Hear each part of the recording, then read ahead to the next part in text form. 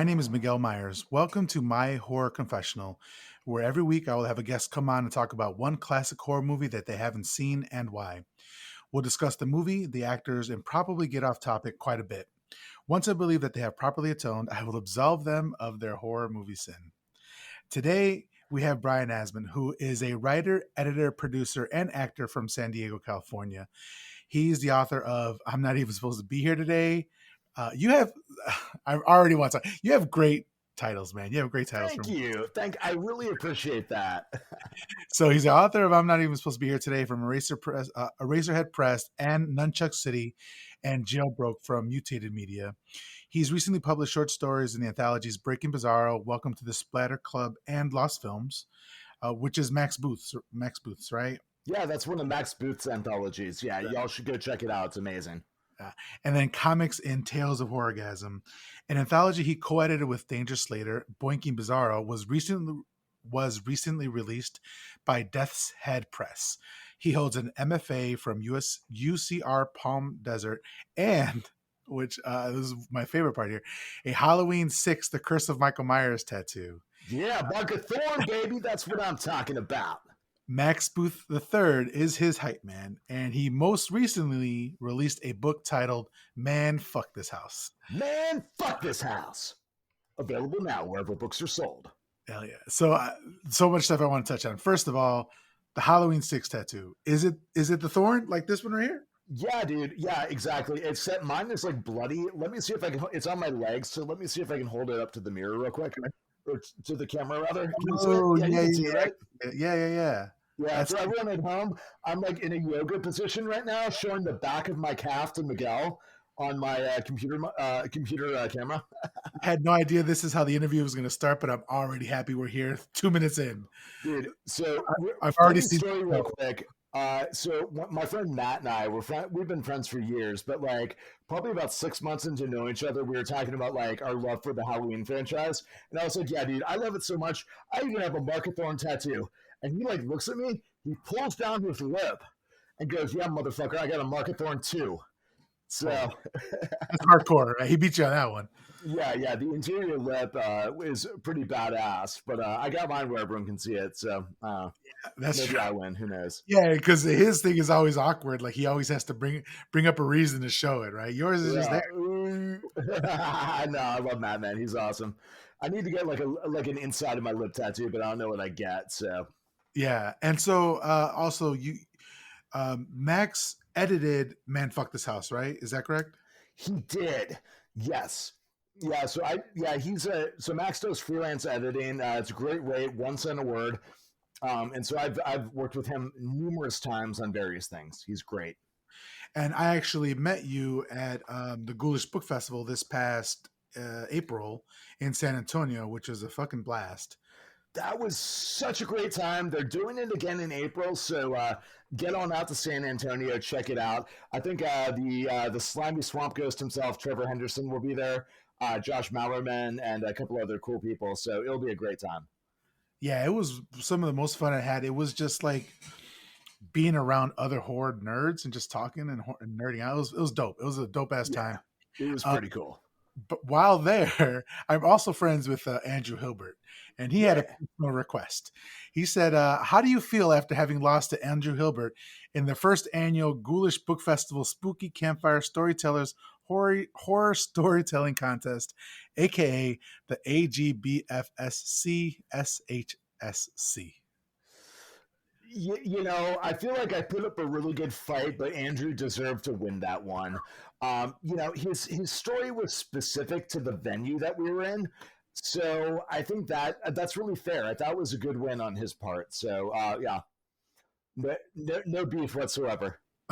I have a little bit of that trophy, I feel, because I was the one who came back behind him and choked him with the necktie. So yes, exactly. Yeah, you choked a man on stage for art, so that's important. Yeah. So let's talk about your latest book, Man, Fuck This House.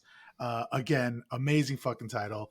I just finished reading it probably within the last 2 days. It's amazing. I had so much fun. Can you tell my listeners a bit about it? Absolutely. So, Man, Fuck This House is a haunted house book And it starts with your normal premise, right? A family moves into a new house and spooky things start to happen. But this is not your ordinary haunted house story. This is not your ordinary family. The book is a lot about this weird conflict between mother and son. And that comes to a boil at the same time that all these supernatural things are happening in the house. And things get very weird and strange. It's hard to say a lot about the book without giving anything away, but I did try and take like all your standard haunted house tropes and just do something completely different with them. And love it or hate it, I think generally from what I hear from people, I succeeded in doing something new, which I love. So, guys, we're going to start talking about, man, fuck this house right now. So, this is your spoiler alert warning. I'm going to drop in some music here. And once the music stops, we're going to be talking major spoilers for the book.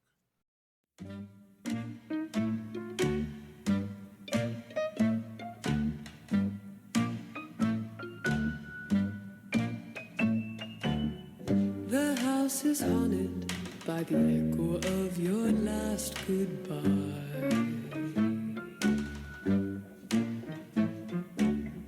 The house is haunted by the memories that refuse to die.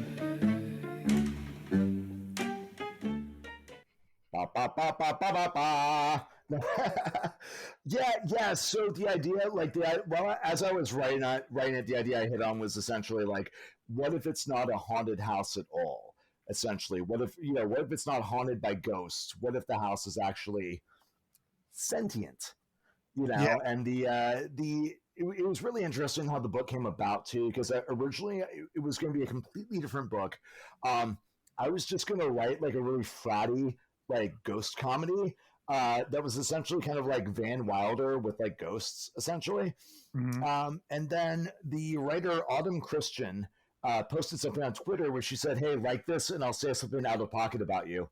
So I was like, "Oh, I'll fucking play all day." And so I hit that, and she was like, "I feel like you write exclusively for bros, and that makes me feel left out." And I'm like, "Holy shit, you're right." Like I feel, I just felt like all the stuff I was doing was of a particular like kind of bent, and I wanted to do something completely different here. And so that's why I kind of reoriented and started writing about a family instead of about like a haunted frat house, essentially. And then everything that happens in the book is essentially just because of that decision, right? I just started like I created a new setup for myself, and then started thinking logically, like kind of what's the most interesting thing that could happen? What's the most unexpected thing that could happen? What's the weirdest thing that could happen? It just kind of went from there. So my vibes going in or coming out of the book, it's like The Shining meets The Omen meets shoot, I had the other one in my head. But yeah, it's like you merged a bunch of different genres into one book and just came out with with a great story. Yeah, thank you.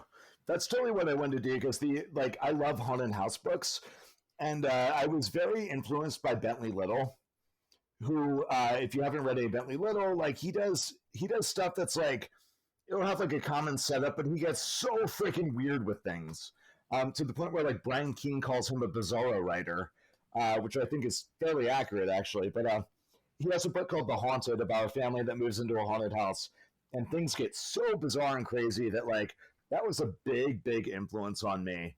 Um, so that was certainly one of the top books that like made me want to go and write my own kind of haunted house book. It's actually why the book takes place in New Mexico, because it's a shout out to Bentley Little essentially. And then you got a little bit of Simpsons Treehouse of Horrors in there as well. Mm-hmm. With that ending. I mean, I was never in a million years while I was reading that book, reading your book, would I have thought that you would have taken it there where the house, again, major spoilers, you should be out of here by now. Um, if you haven't read the book, go read the book. It's so much fun. Or if you don't care about spoilers, that's fine. But the house literally gets up and moves. And you describe it as sort of a transformer sort of thing, right? Transformer. Yeah, and it's kind of funny. Like when I got to that moment in the book, I had this idea, and I thought to myself, no, that's too fucking stupid. That's not going to work. And so I started like writing something different, and then I was like, you know, wait, Brian, why are you going to write this book? And like, why are you going to write a book and not take the biggest swings you can possibly take? And that's kind of like my lodestar for when I write books. It's like, what's the biggest swing I could take? And like, honestly, I would rather fail spectacularly than write like some paint by numbers thing that like is forgettable.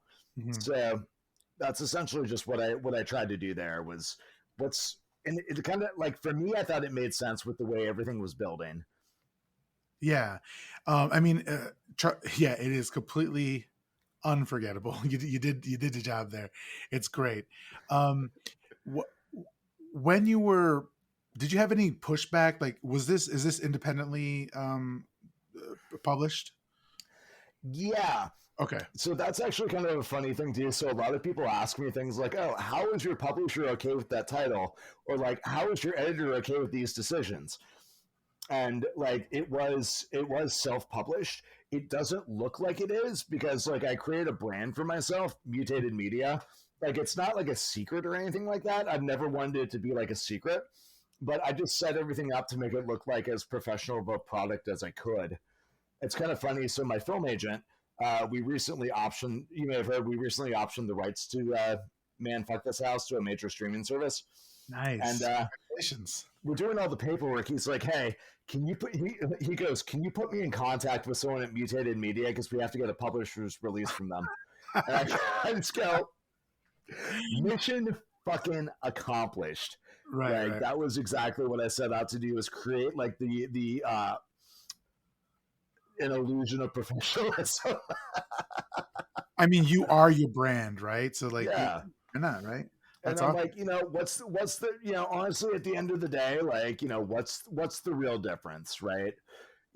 Like like ultimately I feel like I put out a very professional product and people can like it or not, but like, I love like throwing in like the branding and stuff like that. So that's one thing I would say to any like indie author.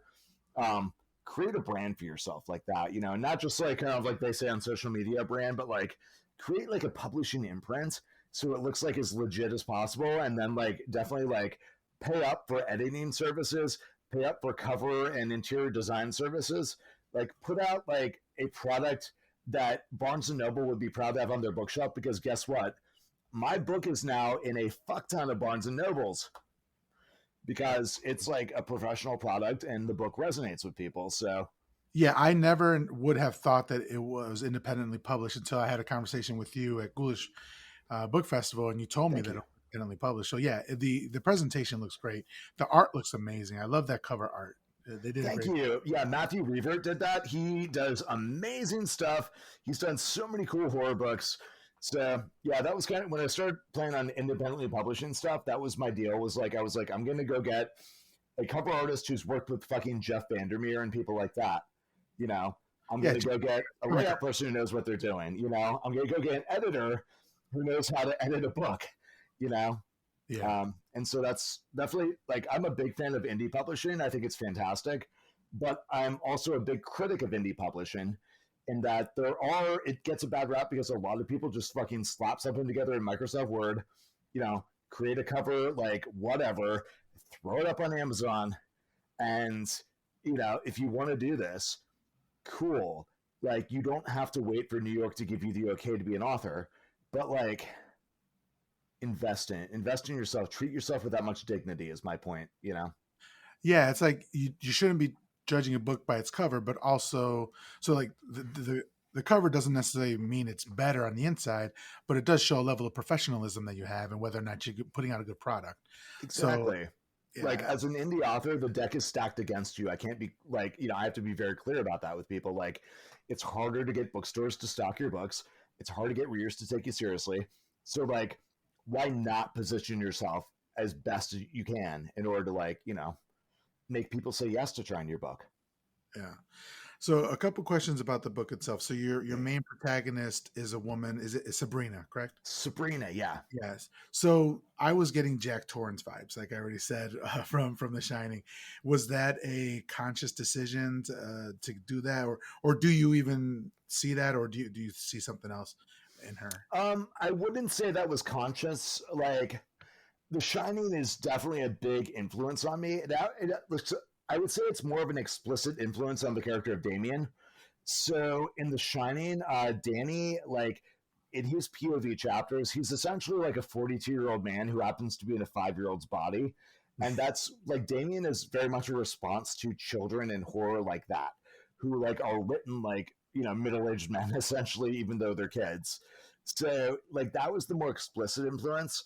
I think there are more subconscious things there. So I think, yeah, like any protagonist who's kind of losing their mind in a haunted house, there's going to be a little bit of Shining in there if you're of our generation, Yeah. Like I think there's going to be a little bit of yellow wallpaper in there. There's going to be a little bit of all the formative texts about someone losing their mind and someone not being believed. Yeah.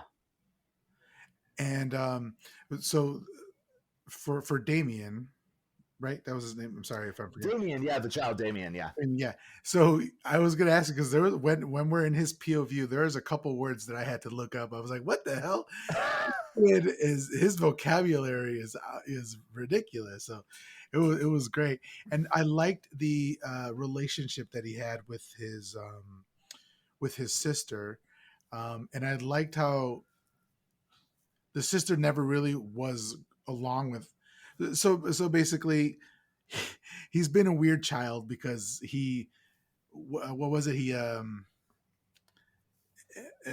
didn't eat his twin in the womb, but he right. So it's like yeah, he essentially absorbed his twin in the womb, which is a weird thing that happens sometimes. And so through no fault of his own, his mother was essentially suffering from postpartum depression and has kind of othered him his entire life, essentially. And this is the idea is essentially this is the end result of a parent othering their child and treating them like they're like this evil entity. Like, why wouldn't they embrace that, especially if they're precocious and intelligent, which he is? Yeah, I love it. He has a different personality at the house than he does at school. At school, he just lets loose and all that sort of stuff, and on the bus. But at home, at one point he says like when he gets off the bus, he likes to wait outside for a couple minutes, just creepily staring at the house, just in case if the mom were to come out and see him. Yeah. I love. He's aware. He's like, he knows like this is the role that I can play, and he's kind of like, it's kind of sad because he's essentially just kind of fucking given up and like, what, fuck it. This is what they expect of me, Yeah, and the father is basically out of the story. Like he's in the story, but really he's not really in the story. Like even at the end of the movie, I'm sorry, it feels like a movie in my head already. So yeah. Oh, thank you. At the end of the book, he's like relegated to like hospital status, right? Which is cool because it's kind of like that's what you typically see in one of these haunted house movies.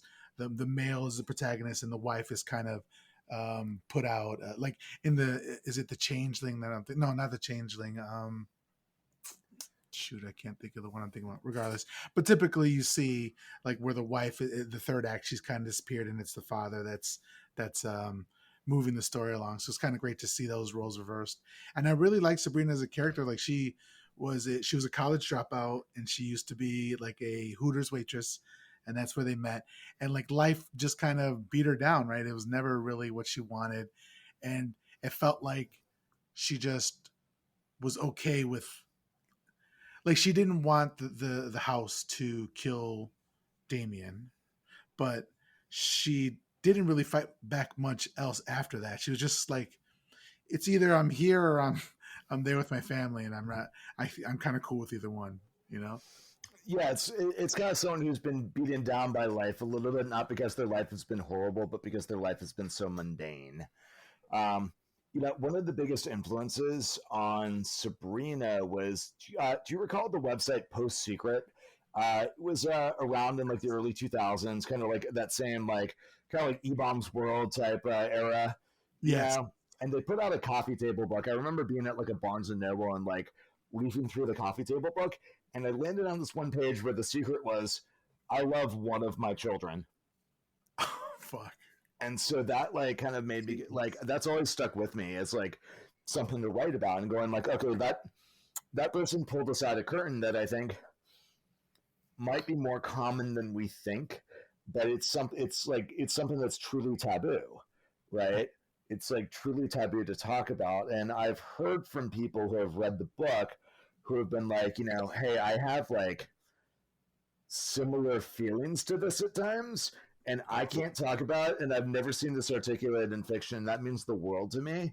That like, you know, because ultimately sometimes we have feelings that we're grappling with that we wish we didn't have, you know, that we wish we could feel differently about things. And you know, I don't know, just like the idea that like people resonate with that, like I really appreciate it.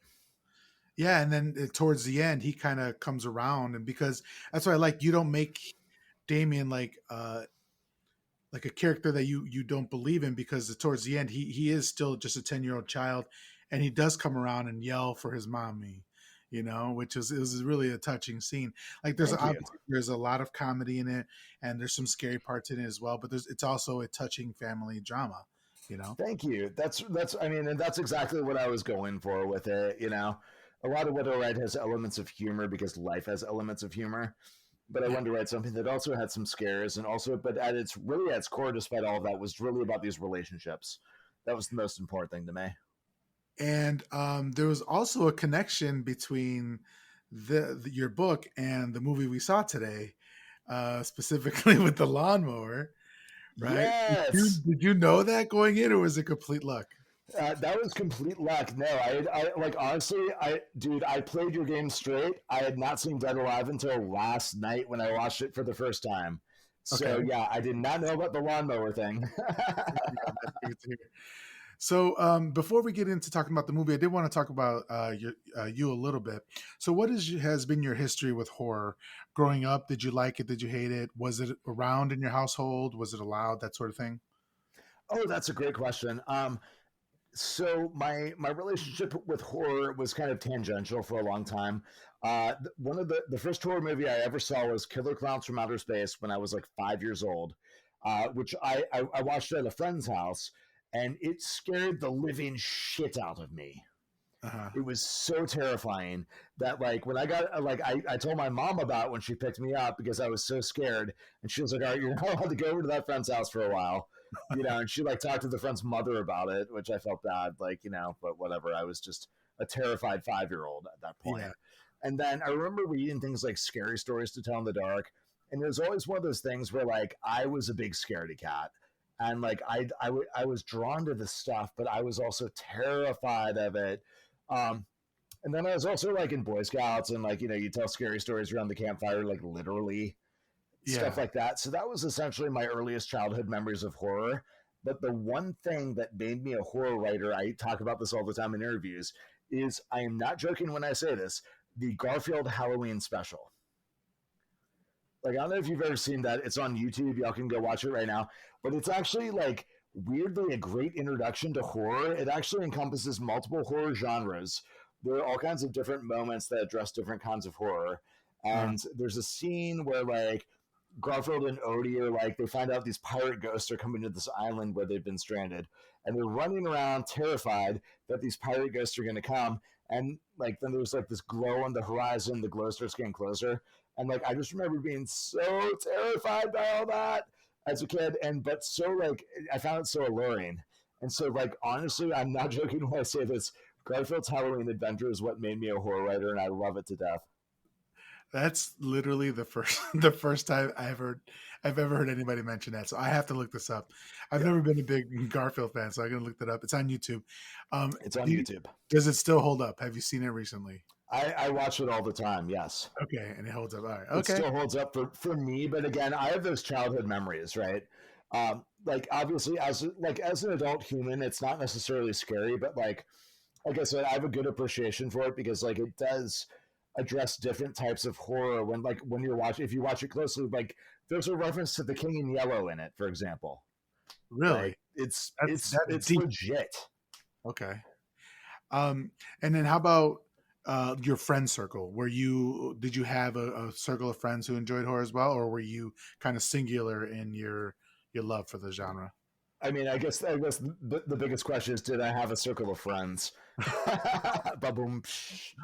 Um, Not really. So I mean, and again, it was kind of like a I don't know, like I loved horror, but I didn't really have a lot of friends who were into it. And Yeah. it wasn't maybe my primary love. Like I used to read a lot of sci-fi and fantasy growing up. And it was more like getting into my 20s, getting into my 30s when I really started rediscovering my love of horror. Okay. So yeah, it was probably like, I mean, I think honestly in my early 20s with like getting into horror punk, with stuff like, like the Misfits, Blitzkid, Murderland, bands like that. Like that's the Coffin Cops. That's when I really started like going like, oh, I love this music. I should watch more horror movies. Yeah, that's cool. Yeah. So then, what do you think? In your opinion, what's the best haunted house movie? Oh, that's a great question. What is the best haunted house movie? I'm just gonna go with Poltergeist on that one. Okay. Yeah, just because it's honestly, I find it absolutely terrifying, and I appreciate the fact that it's rated PG. Yeah, I was just about to say it's PG. Yeah, like I love the idea. Like it's just a great exercise in like we will scare the crap out of you without using any like adult quote unquote adult content. Yeah. And it's a movie that's scary to adults too. I rewatched it recently. It's still scary as hell.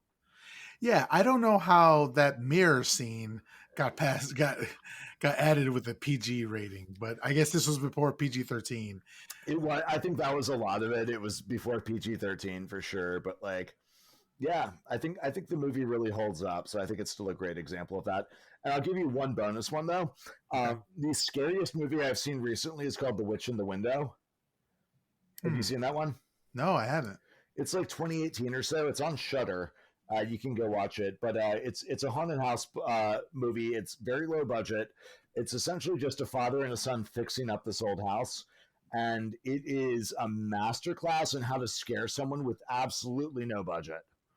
Like the scariest things about it are these conversations that are had between father and son, and it's like just the way that they scare people with dialogue is just so brilliant. The Witch. Okay, so y'all heard it here. First, go see the Garfield Halloween special on YouTube, and then The Witch in the Window. Just a double feature that's on Shudder, right? Yep, exactly. Have you seen his house? No, I haven't. I've heard it's very good. I'm a little bit behind in watching movies in general right now. Yeah, I feel you. But that's kind of haunted. Yeah, I would love to hear what you thought about it as far as it being in the haunted house genre, because it's a great. And you said about what they were able to do with a low budget. This movie had a really low budget and it did amazing things. So I'd recommend Nice. that one to you. In fact, I have Fantastic. been later on in the podcast where we'll talk about recommendations. So I'll save it for then. But Brian, you're here now to talk to confess your sin of never having seen Dead Alive from 1992. Is that correct? That is correct. Yes, I am ashamed to admit, as a lifelong horror fan, I have never seen Peter Jackson's Dead Alive. So, why do you think this particular movie passed you by? Well, I think We always interrupt you. We all have that list of movies we all want to see, and sometimes there's a movie that's been at the top for 10 years, but it just keeps getting pushed down and pushed down. So that's what I was wondering. yeah, that's a great question. I think a lot of it is the fact that I really got into horror starting in the 2000s. Because growing up, like I said, I was a little bit of a scaredy cat. My parents were also very circumspect about what I was allowed to watch. We also did not have cable, so like I didn't get to see a lot of things growing up. Like unless it was on broadcast TV, I didn't get to see it. So like, I think that's part of the reason I wasn't even aware of it until a couple years ago, though. Frankly, so I think it just never really hit my radar as something. Like I was aware of Peter Jackson. I watched The Lord of the Rings, obviously, as a kid, and I've actually seen Bad Taste. I've actually seen Bad Taste before, which I thought was a lot of fun. But yeah, this one I had just never seen. Okay, and I think you said something there that a lot of people can connect with. Oh, that's me. There's a siren outside. Okay, cool. I was like, yo, I think I'm living in a haunted house right now. Nah, dude. Yeah, I'm in Hollywood right now, so there's gonna be shit going on the entire time we're talking. Okay, cool. Yeah, you were giving me that Hollywood vibe, man. But you're big timing me right now. No. Oh, thanks, man. A lot of people have said that they just weren't aware of Peter Jackson's stuff pre Lord of the Rings. I mean, he had a whole horror career before before Lord of the Rings. So he had, like you said, he had Bad Taste, and he had Meet the Feebles, which are really weird, like Kiwi, like New Zealand horror films, are really bloody. You would never think that the guy who did this less than 10 years later, from 1982 to when Lord of the Rings first came out, would be helming this $1 billion franchise. It's ridiculous. So It's kind of insane to think about, right? It's like, yeah, it's amazing. But he did a great job with it. Lord of the Rings is one of my favorite movies, or trilogy of movies. yeah. So let's go ahead and get talk about Dead Alive. So Dead Alive from 1992, directed by Peter Jackson, written by Steven Sinclair, who also wrote the script for Lord of the Rings: The Two Towers, and then it was co-written by Peter Jackson and Fran Walsh, who also co-wrote the Lord of the Rings trilogy and also the Hobbit trilogy. So that's what I like about, and she worked with him on Meet the Feebles and Bad Taste. So he works with he keeps his crew around him, which is really cool to see. That's something I definitely really like. Yeah. And starring sorry if I'm pronouncing it incorrectly. I believe it's Timothy Balmain. He was Lionel Cosgrove. Diana Peñalver. She was Paquita Maria Sanchez. Elizabeth Moody. She was Vera Cosgrove. I'm sorry, Vera Cosgrove. Ian Watkins was playing Uncle Les, an absolutely vile character. Oh God, yeah, he's awful. Yeah, Stuart Devaney was Father McGruder, and then multiple actors played Baby Selwyn, who was the zombie baby, which we will get to. And then the absolutely amazing special effects were done by Richard Taylor and his team. Richard Taylor also worked on Lord of the Rings, and then more recently he worked on Krampus, Thor Ragnarok, and X, the movie that just came out earlier this year. So he's still working. So the movie starts on the fictional Skull Island. That's obviously an homage to King Kong, which Peter Jackson is a huge fan of, and would go on to do a remake in 2005. That's actually a pretty cool wish fulfillment right there. Yeah, right? Like, just build it and they will come, sort of thing, right? Yeah, I'm like, I love the idea of like me like going like, oh, I'm gonna put in like a street trash reference to like this book I'm writing, and then 10 years later, they're like, hey motherfucker, do you want to like direct the street trash cinematic universe? And I'd be like, yes, Hobo's melting for days, man. Like, remember, like in the mid 2000s when everybody was doing all those remakes, and we got like House of Wax, and we got the Friday the 13th remake, and Yeah, the remake. They should have done Street Trash. What are they thinking? Or Chud? yeah, You know? that would be great. Incidentally, I spent a lot of time wondering if chuds are really cannibals. Because like they're mutated humans, right? But can they still breed with humans, right? Would be the question. Did they actually become a separate species, which would make them not cannibals if they eat humans, right? I see what you're saying. Because cannibalism is in your own species. Yeah. So really, then they're just hunters and gatherers, right? Or I mean, if they can breed with humans, then they are cannibals if they eat humans, right? So that's really, I don't know if any of the later Chud movies answered this or not. So if anyone who has more time than me wants to go investigate and let me know, that'd be great.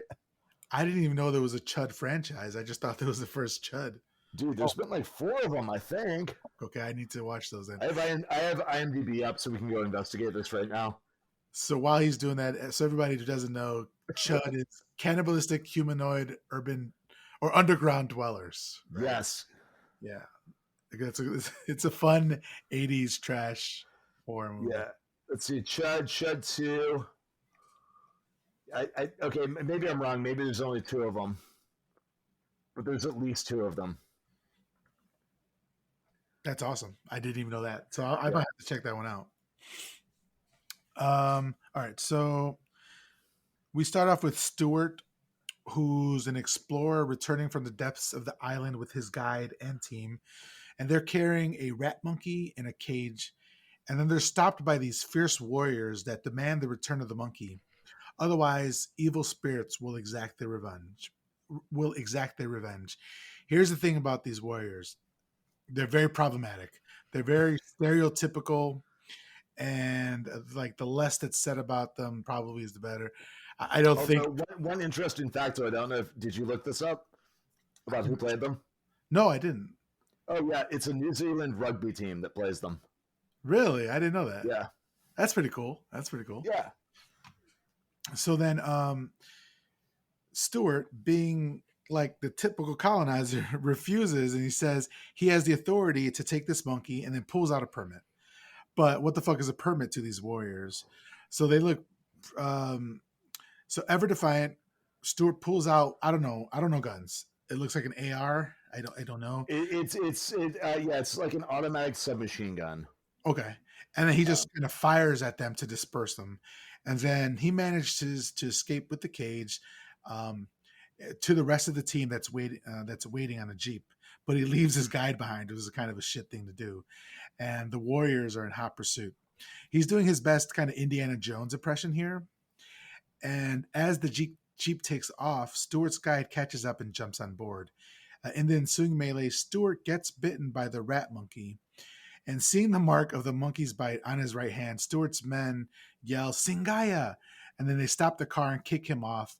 And they immediately hold down the infected explorer and amputate the appendage with a great special effects scene. Like that was fantastic. Yes.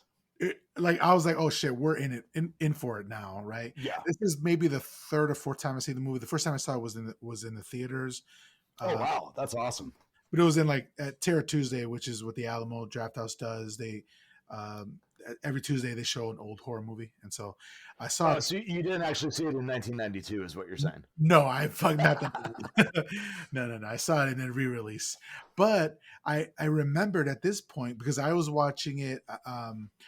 I thought I had it on DVD, but I didn't. So you pulled it up on YouTube, and the version on YouTube is extremely edited, so you don't get a lot of the gore. And so I remembered it wasn't at this part, but it was at the part of the zoo where the mom steps on the rat monkey, which we'll get to. Yeah. I was like, oh yeah, there's gonna be so much gore, and nothing happened. I'm like, wait a minute, something's wrong here. So I reached out to my friend, neighbor Tim, who's been on the podcast before, and I was like, if I don't have the movie, he's gonna have it. So he had it, and I was able to watch it in the true form that it was meant to be seen, with all the gore intact. But yeah, it looks great. They cut off his arm, and then then a bite mark is seen on his left arm, and they swiftly cut off that limb as well. And then after that, they see it on his head, and then they swipe at it, and then we get the credits. I thought that was such a cool intro scene. Oh, that was fantastic. There's a lot of good comedy in that too, like subtle comedy, but like it's an inherently ridiculous situation, and they do a good job, I think, of blending comedy and gore in that scene. And whenever I watch this movie, I always forget that it's actually a horror comedy, you know. And so when we get this like funny scene starting, I'm like, oh shit, that's right. So there's no way somebody who watches this can take this as a serious horror. Like there's some scary parts to it, but most of the time you're just laughing at all the cool kills that are happening. Right. Yeah, it's just inherently ridiculous. And so the title screen follows, and we see the opening credits, and then the captured rat monkey is shipped to the Wellington Zoo in New Zealand. And I can love that you can see the budget with the fake airplane in the air. Yeah, I was gonna say, I like whoever made the model for the DC-10. I'm glad that they got their work on screen there. That was really cool. Good for them. Yeah. So then we see the scenes of the animal being flown in New Zealand as it's picked up to go to the zoo by the zookeeper, and he's driving through the small town. As he's doing so, we pass a small grocery store and a food delivery van outside. Yeah. And at this point, I turned to my girlfriend. I'm like, "Hey, is this set in the past, or is this just what New Zealand looks like?" Right. Because they don't really tell us, but I've heard. No, it was set in, I believe, 1957, according to a couple things in the movie. Yeah, at the beginning of the movie, right? Yeah. And we could tell a little bit by like what Uncle Les wears and his hairstyle and all that sort of stuff. But yeah, so then we see a strapping young man. He walks in, and we see the lovely Paquita. She greets Roger as he drops off his deliveries. She's obviously smitten with him, and she takes off her shopkeeper's smock, whatever it's called, to reveal a very pretty dress below. They flirt for a bit, and her grandma asks if she likes him. She obviously says yes. In the back room, Grandma reads Paquita's fortune with a deck of tarot cards. Have you ever had your fortune read? No, I have not. Okay. I haven't either. My wife went, and I'm a skeptic in all ways. Like I don't, Yeah, sorry to say this. I am too. I don't believe in ghosts or anything like that. They're fun to watch and read and stuff about. And same with like all that other stuff. It's kind of hokey to me, but she went just to have fun. And she said it was fun, but like they deal in vagaries, right? That's how they kind of get you. But in this movie, she reads Grandma reads Paquita's fortune, and she says she's not meant to be with Roger, but another man. And she says it will be one romance and will last forever. She will be romantically entangled almost immediately. She says you will recognize this man by the symbol of the star and moon. So in walks Lionel Cosgrove, who lives with his domineering mother, Vera. He's dropping off their order, and Paquita ain't having it with him. Like she recognizes him and is immediately annoyed by his presence. And then when he goes to grab some licorice, which I don't know if you saw, but it's the brand is Black Knight, just like on the card he was a Black Knight. Oh wow, I did not get that connection. That's amazing. And he knocks over some things, and but before he can clean it up, Paquita notices that they have formed the symbol of the star and the moon. Immediately, she's kind of like dumbfounded and smitten by Lionel, and which makes Lionel uncomfortable, and he very awkwardly walks back out of the store, almost getting hit by they're not real cars, they are trolleys, almost getting streetcars, yeah, streetcars. But he manages to jump on it at the last minute. Paquita staring at him as he went. And I noticed that this actor, he's very physical. He's a very physical actor. He has to do a lot of physical comedy with his body. We see it here. We see it later with the lawnmower scene. We also see it at the scene at the park with the baby. Right, yeah, the baby carriage where he's like, it's constantly like a Three Stooges or Charlie Chaplin type thing almost, where it's like, he's just like, whoa, hey, every movement is super exaggerated. And like, This movie feels like it could have been directed by Sam Raimi, because Sam Raimi has that same kind of like, this felt like Evil Dead mixed up with Psycho to me, Yeah, and I think that was on purpose, right? Wasn't this like the New Zealand response to Evil Dead? Oh, that sounds awesome. Yeah, I thought that was essentially what Peter Jackson was trying to do. That sounds great, because I think he succeeded in that one. So then he's ridden the trolley back home, and when he gets close, he can hear his mother yelling his name. So he runs the rest of the way, only to find that she saw a small insect and wanted him to kill it for her. So then she gets some good news in the mail. She's been voted as the new treasurer of the WLWL, the Wellington Ladies Welfare League. And the president is stopping by on Friday to congratulate her. So the mom, the actor who plays this character, just did a great job being a complete shit. Like every time she's on the screen, I'm just like, oh man, you are terrible. She was easily one of the worst mothers in cinema, I think. Like she's definitely. Yeah, and I don't know enough about New Zealand society, but from what I was reading, like this was meant to go after conservatives in the society, and also a bit of racism when it comes later on to a scene with Paquita and the mom, and then so it deals with a lot of like cultural influences of Spanish immigrants going over to New Zealand. So Right. I don't know enough about the culture to speak on it, but I do know that it's there, and you can kind of see it. So if we knew more about it, we'd be able to speak to it. But I'm sure if you grew up in that society, you would know what they were going for here.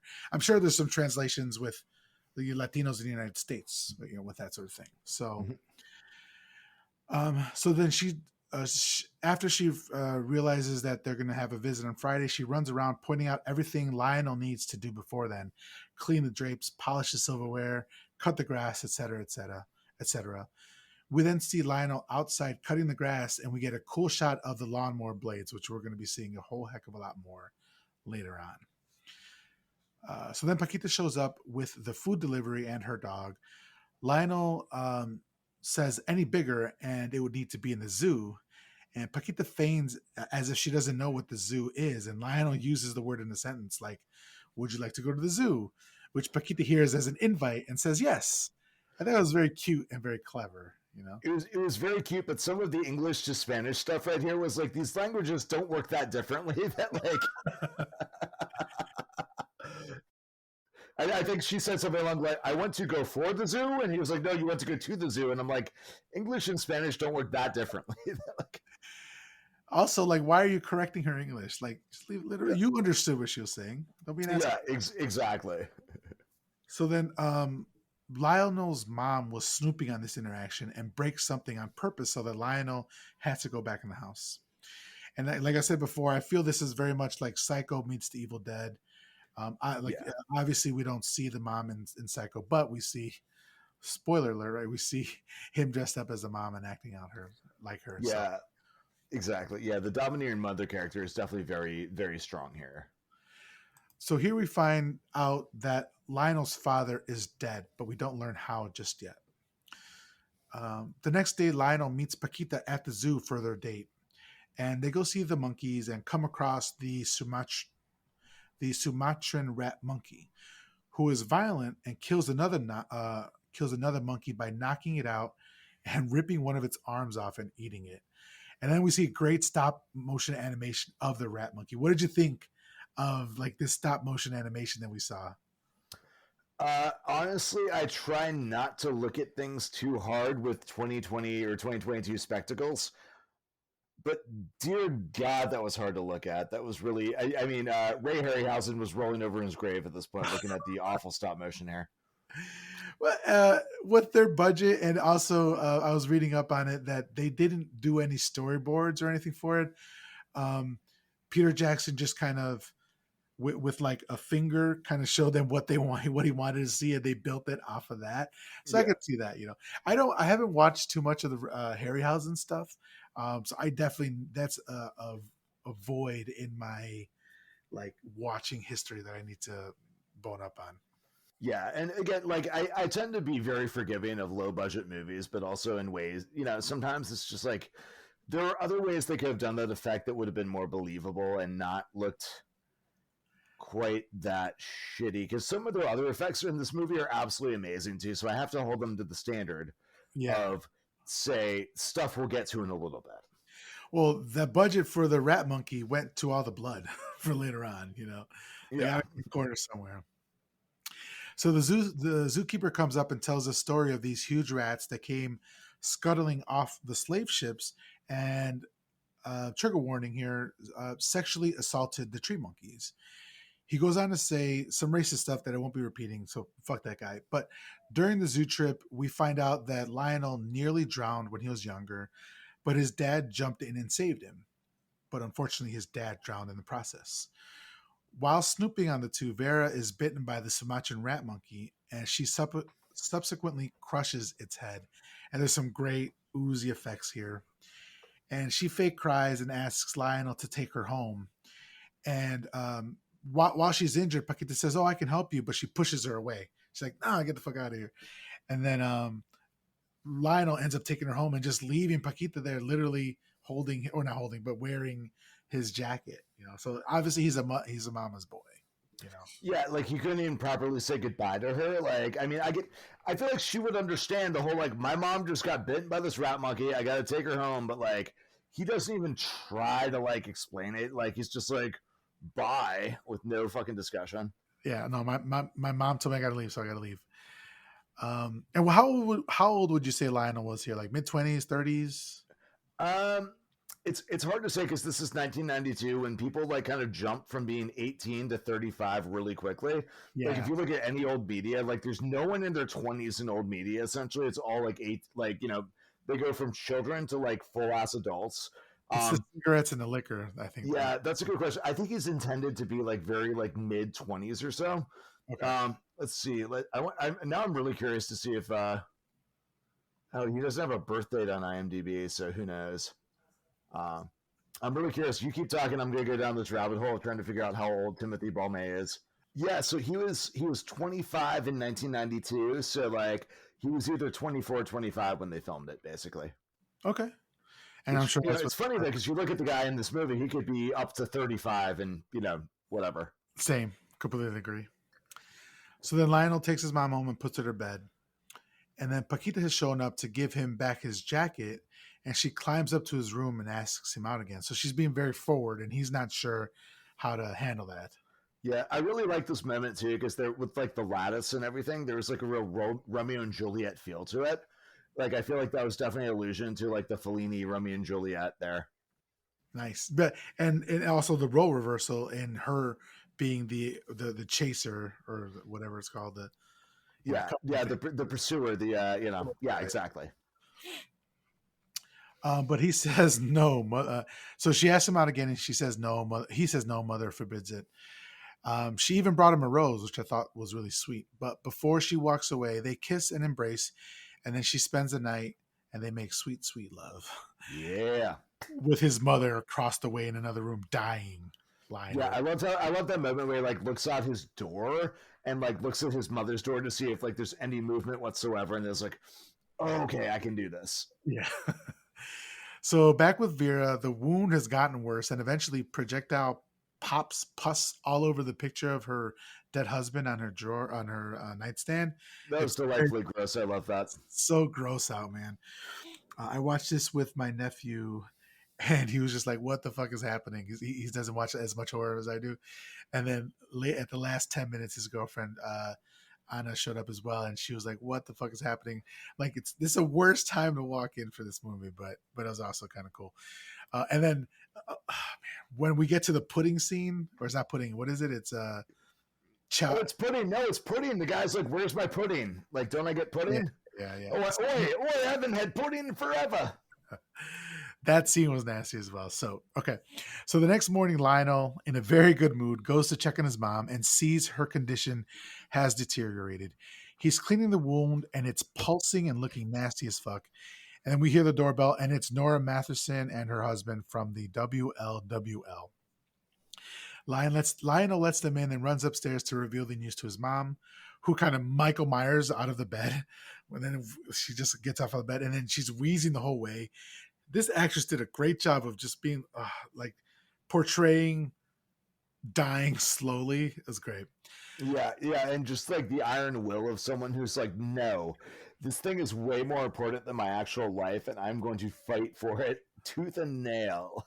It's that like conservative social climber thing, you know. Yeah, So I loved how she ripped her face open and then he like glues it back together. Like, yeah. So she's looking terrible and yelling instructions to Lionel, and she does, like you said, she manages to rip that large chunk of skin off her, and then Lionel goes to glue it back, and as he's sticking glue on it, like the skin is sticking to the glue stick. It's so great, man. And he's like, "Stay still, or it's gonna go on crooked." It's an amazing scene. Next, we have the dinner scene. Mrs. Matheson is blabbing on about some league business, and Vera is quickly deteriorating. And she goes, "Thank you, Nora. It's a great honor." They're like really weird like that, and then she just keeps repeating, "Annual meeting." Uh, at that, yeah, that her voice here is amazing. Like, I loved it. she grabs the steak off of Lionel's plate, and then Mrs. Matheson's like, "What the fuck?" And Lionel, like the quick thinker that he is, starts to like just shovel some beans off of his plate onto Nora's. Like, yeah, that's what we do around here. We just kind of share our food, you Yeah, know. yeah, have some beans. And Mr. Mouth is like, "Yeah, I'll take some. Wait, I'll take some beans." She's like, "No, we're leaving," and that's when like one of the most memorable lines, like, "What? No pudding?" Which Lionel only has custard. Okay, so he says has custard, and honestly, it was gross before the pus. And then Vera squeezes her wound, which pops and oozes red, bloody pus into the custard, which the husband doesn't notice, but the wife did, but she doesn't say anything, right? And then he goes like rich and creamy, just the way I like it. Ah, fuck, man, it Yeah, was that nasty. was pretty disgusting.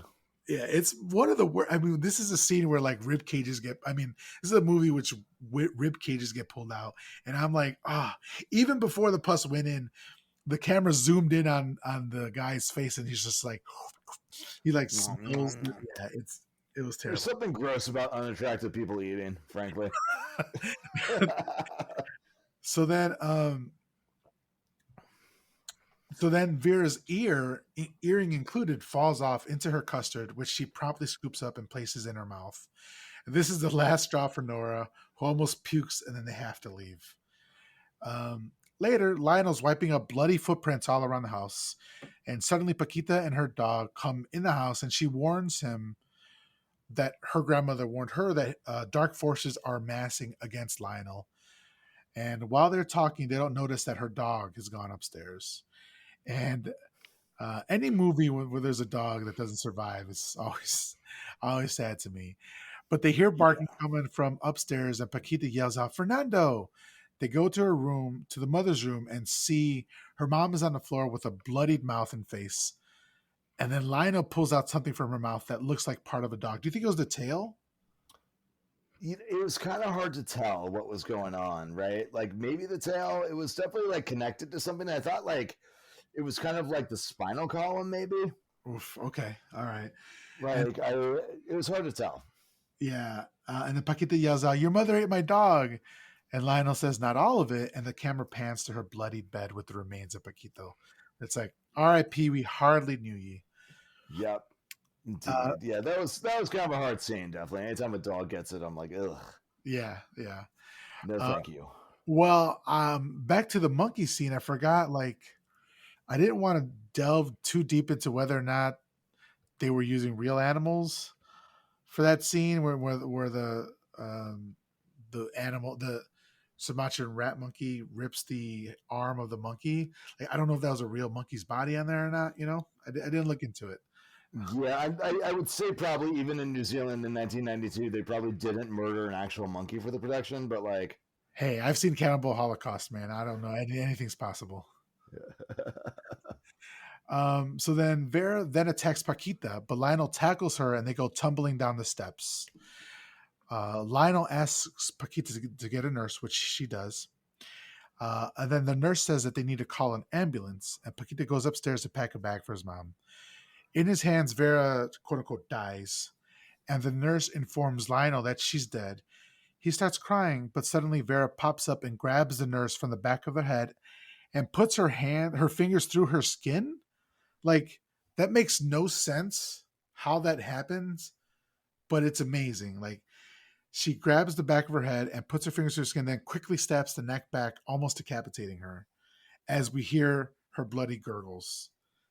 What did you think of this kill? There's so many like amazing. That was great in this one. Yeah, that was a great kill. So you said you watched this with your girlfriend? Is she a horror fan as well? She's a horror fan. She's a horror writer. Oh, really? Yeah. Okay. I didn't know that. Indeed, yeah. Okay. My wife, a lot of times my wife has to watch movies with me. She's not a horror fan, and she saw like one still from the trailer of this movie, and she's like, "Nope, no, thank you." So that bloody gurgling, like, that haunts me. I saw it like yesterday or a couple days ago, and I saw it again today, and I just hear that gurgling noise, and it sounds so nasty. It really does. The way like her head keeps like flipping back, and like yeah, really, use like stuff coming out of like the neck hole, and like yeah. They use it in various scenes throughout the movie to really good effect. So shout out to them for reusing a great kill. So Vera then attacks Lionel, but they bump the radio on, and the radio play follows what's happening in the movie, which covers up the actual sounds of Lionel smashing a pitcher over his mother's head. The nurse is now resurrected, and Lionel grabs a decorative bird from the wall and Ninja Gaidens that shit into her forehead. Yeah. Which causes her neck and head to snap back, and we hear the bloody gurgling again. In the meantime, Lionel pushes his mother down the stairs into the basement, and then he wheelbarrows the nurse down there as well and locks the door. So, question. Yeah. They already had a deadbolt on the outside of the basement door in the scene. So who were they keeping down there before this whole zombie nonsense started happening? I noticed that, right? That's very weird. I wonder if we had a Carrie situation thing happening where she would lock him in the basement when he was bad. Yeah, exactly. I wouldn't hold that against her, Yeah. So, or like the uncle with the bad rug is like actually a serial killer and using that as his like den periodically, and that's why he wants the house so bad. We'll get to that. Right, because why is there a dirt floor in your basement? Maybe that's a New Zealand thing. I don't know, but yeah, I mean, unfinished basements are like a thing, but like, just the fact that you would have like this unfinished basement and you would choose to put a lock on the outside of the door like that, like a deadbolt on the outside of the door. Yeah, specifically to lock someone in the basement. That's what that lock is for. but a house, it could have an unfinished basement, but doesn't it need a foundation, like a concrete foundation at the very least? It should have, yeah, but I think the foundation is on the outside, and then there's like a dirt floor, and like you can Really? do like a foundation that goes around the outside, then like a dirt floor in the basement. Okay, that's creepy. I don't like that. I don't like that at all. Yeah, I like the idea of the uncle. Maybe it's a family house, and he does have some bodies buried in the basement. That's why he wants to keep it. Like you're saying, that's yeah. a good idea. I think the exterior shots of the house show like the concrete foundation is significant. Like, Okay, all right. yeah, if I remember correctly, but So down comes Paquita with Vera's luggage and asks where she went, and he lies and said the nurse took her to the hospital and he will take her luggage later. And then Paquita's like, okay, I guess, and she leaves. so this is one of those things where like the movie, like in a way, the movie started losing me here because I really hated in movies when characters withhold information from each other for no particular reason, and this seemed like a thing where he like in real life he'd be like just so like what the fuck, this shit just happened. I need to talk about this to whoever is around. Like, this is super crazy. Like, I'm kind of unclear on why he decides to conceal this from her. Okay. So you would in that situation, you would have just like fessed up and like, yo, this is like why not, right? Well, Because he is, what am I fessing up to, right? My mom is a fucking zombie all of a sudden. She's already seen the mom eat the fucking dog. yeah. So it's not like I'm really hiding anything at this point. Oh yeah. I'm like, she killed the nurse. It's crazy. I don't know what to do. I could really use another pair of eyes on this. Um, so I don't know what he's gaining by not telling her anything. It just feels like a very contrived like plot Yeah. thing. And then Paquita like just lost her dog and never mentions it again.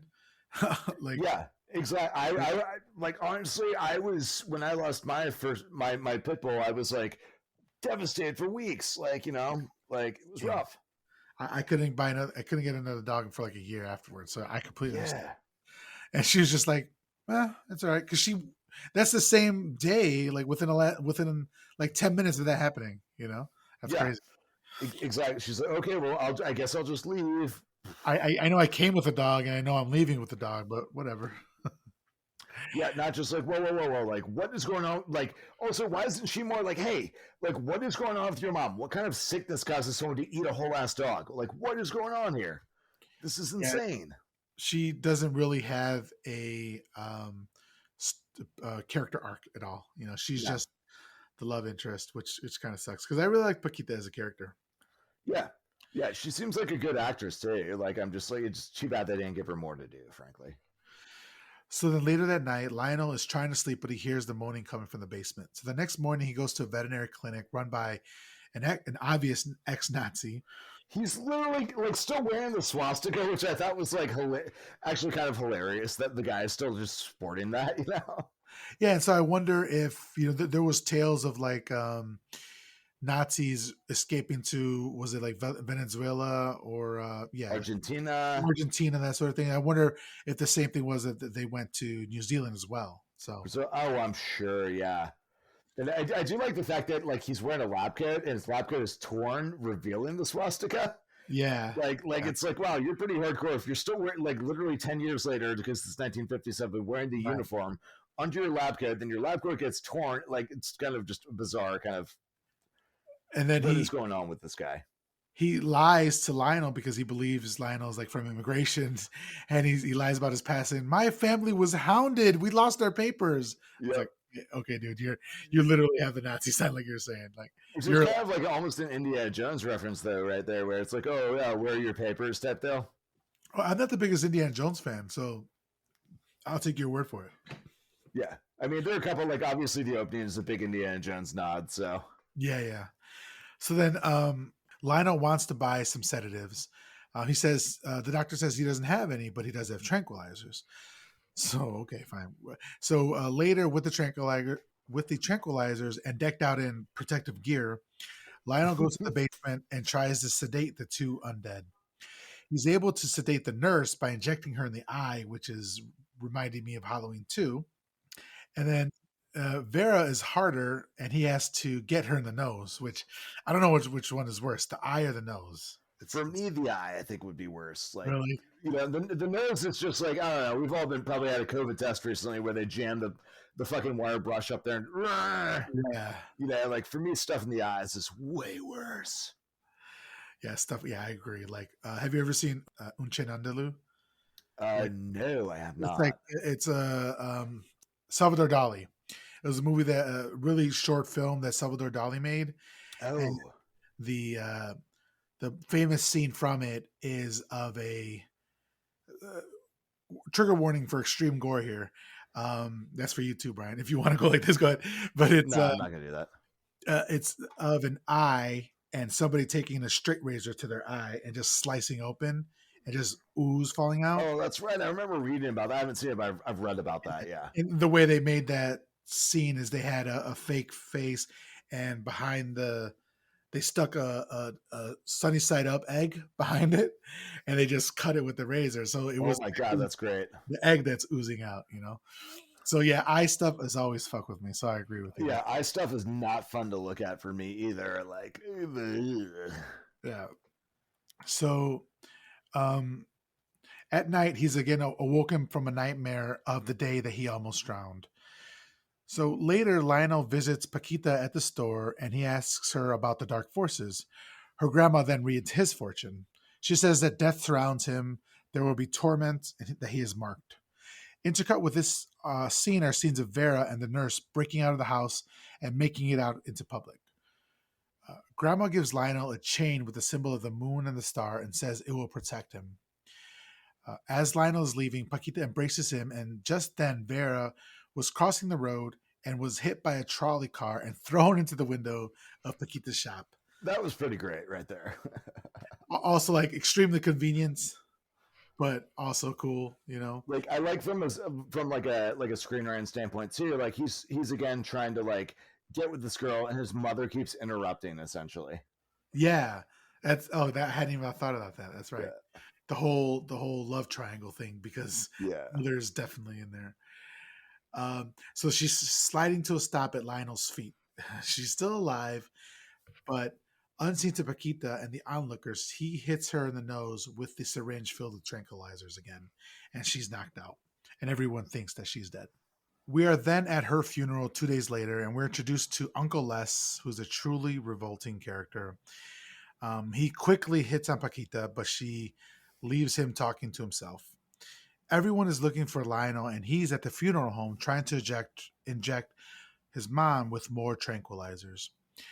He's almost caught when the funeral director comes down to look at the body.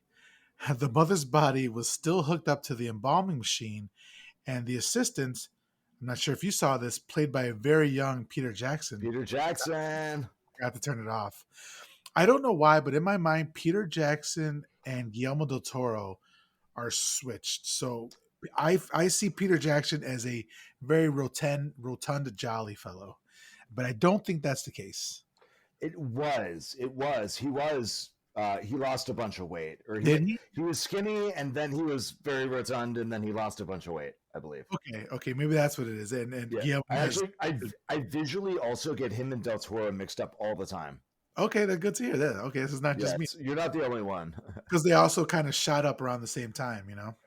Yeah, and they have like similar, I think similar kind of like I don't know, like similar aesthetics, not Yeah. entirely different, you know.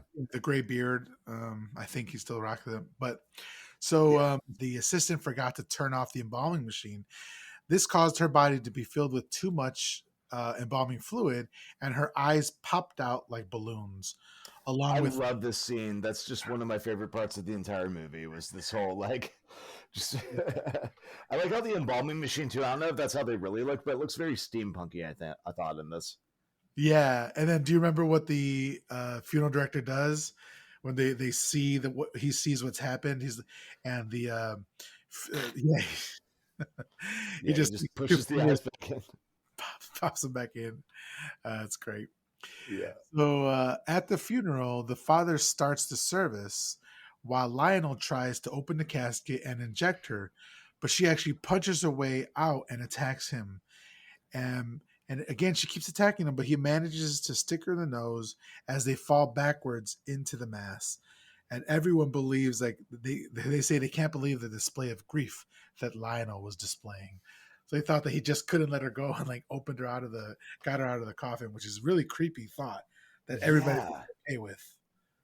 Yeah, totally. And this whole scene again makes me just go like, what's his end game, right? Like, what is he even trying to accomplish here? He's like, oh, I will just like periodically inject them with tranquilizer for the rest of my life. Like, what's Yeah, I could, and so I could understand later on we get a little bit of his motivation about not being able to let go, but I could understand not being able to let go of your mother, but like all these other randos, like what are you doing? Why is this happening? You know? yeah, exactly. And I don't know, man. Like, no matter how close I am to someone, if they're trying to eat my face, I think I would probably go, okay, yeah, put them in the ground, pour concrete, let's just be done. And you see this a lot in later horror movie, later zombie movies, is that loved one who gets bit and then they can't the human, the regular one who wasn't bit, can't put them down, and then they end up coming back and biting them. You know, so Oh, like totally. Yeah, that was a big plot point in what the Zack Snyder Dawn of the Dead remake, yeah, which is a great Yeah. movie. I love that movie. It's great. If only Zack Snyder had stuck to horror movies. I'm not a fan of the DC horror. This isn't a superhero podcast. What are you talking about? Yeah, yeah. Let's not get into it. It's tough. So after the ceremony, Paquita tries to talk to him, but he wants to be left alone. And then Uncle Les also hears talk of Lionel getting all of Vera's money, and he's obviously the machinations are turning in his head, and he wants some of it. Yeah, and this guy is just one of the biggest pieces of shit in cinema. Like I can imagine, like just everything about this dude is awful. Like from like his toes to his fucking horrible toupee. Do you know who he was reminding me of? Who plays a similar character really well?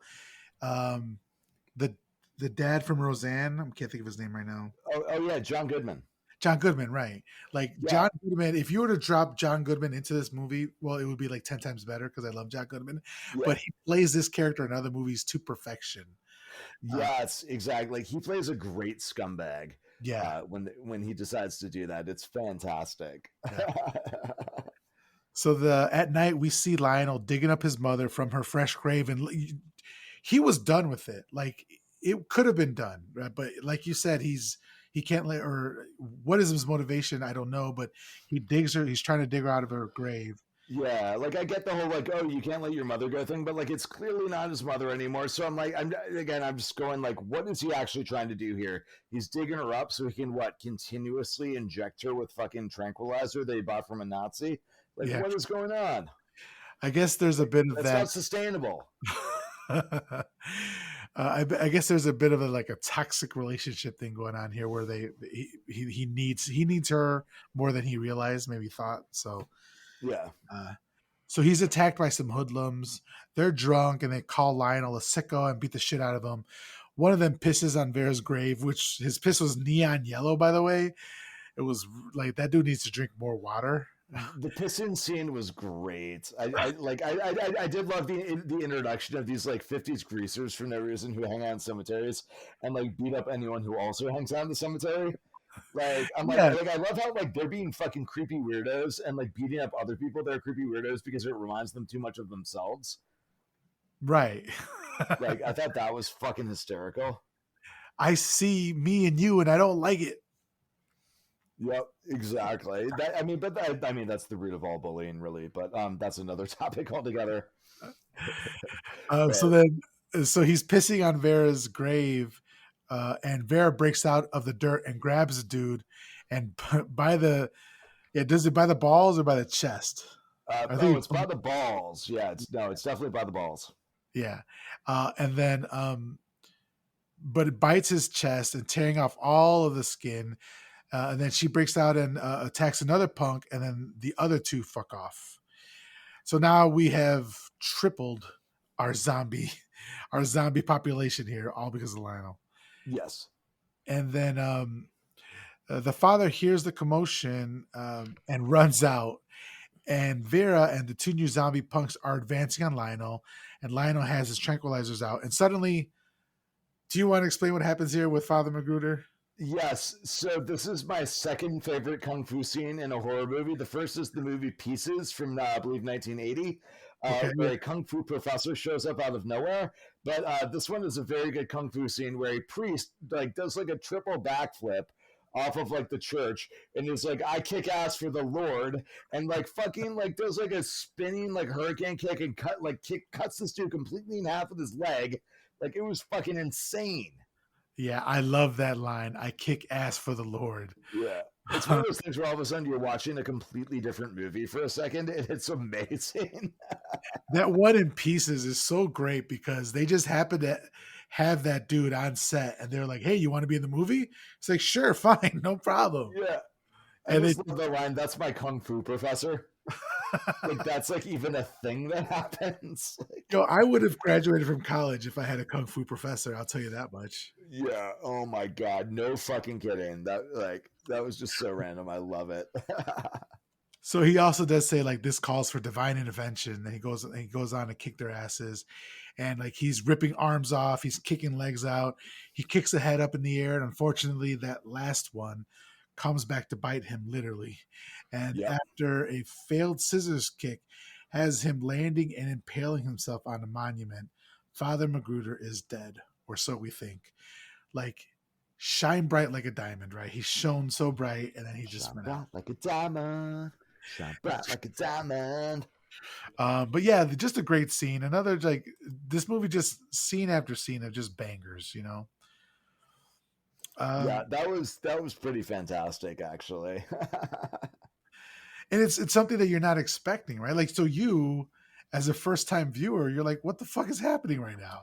I never would have expected the priest from a couple scenes previous to all of a sudden show up and start doing kung fu. I never would have expected that.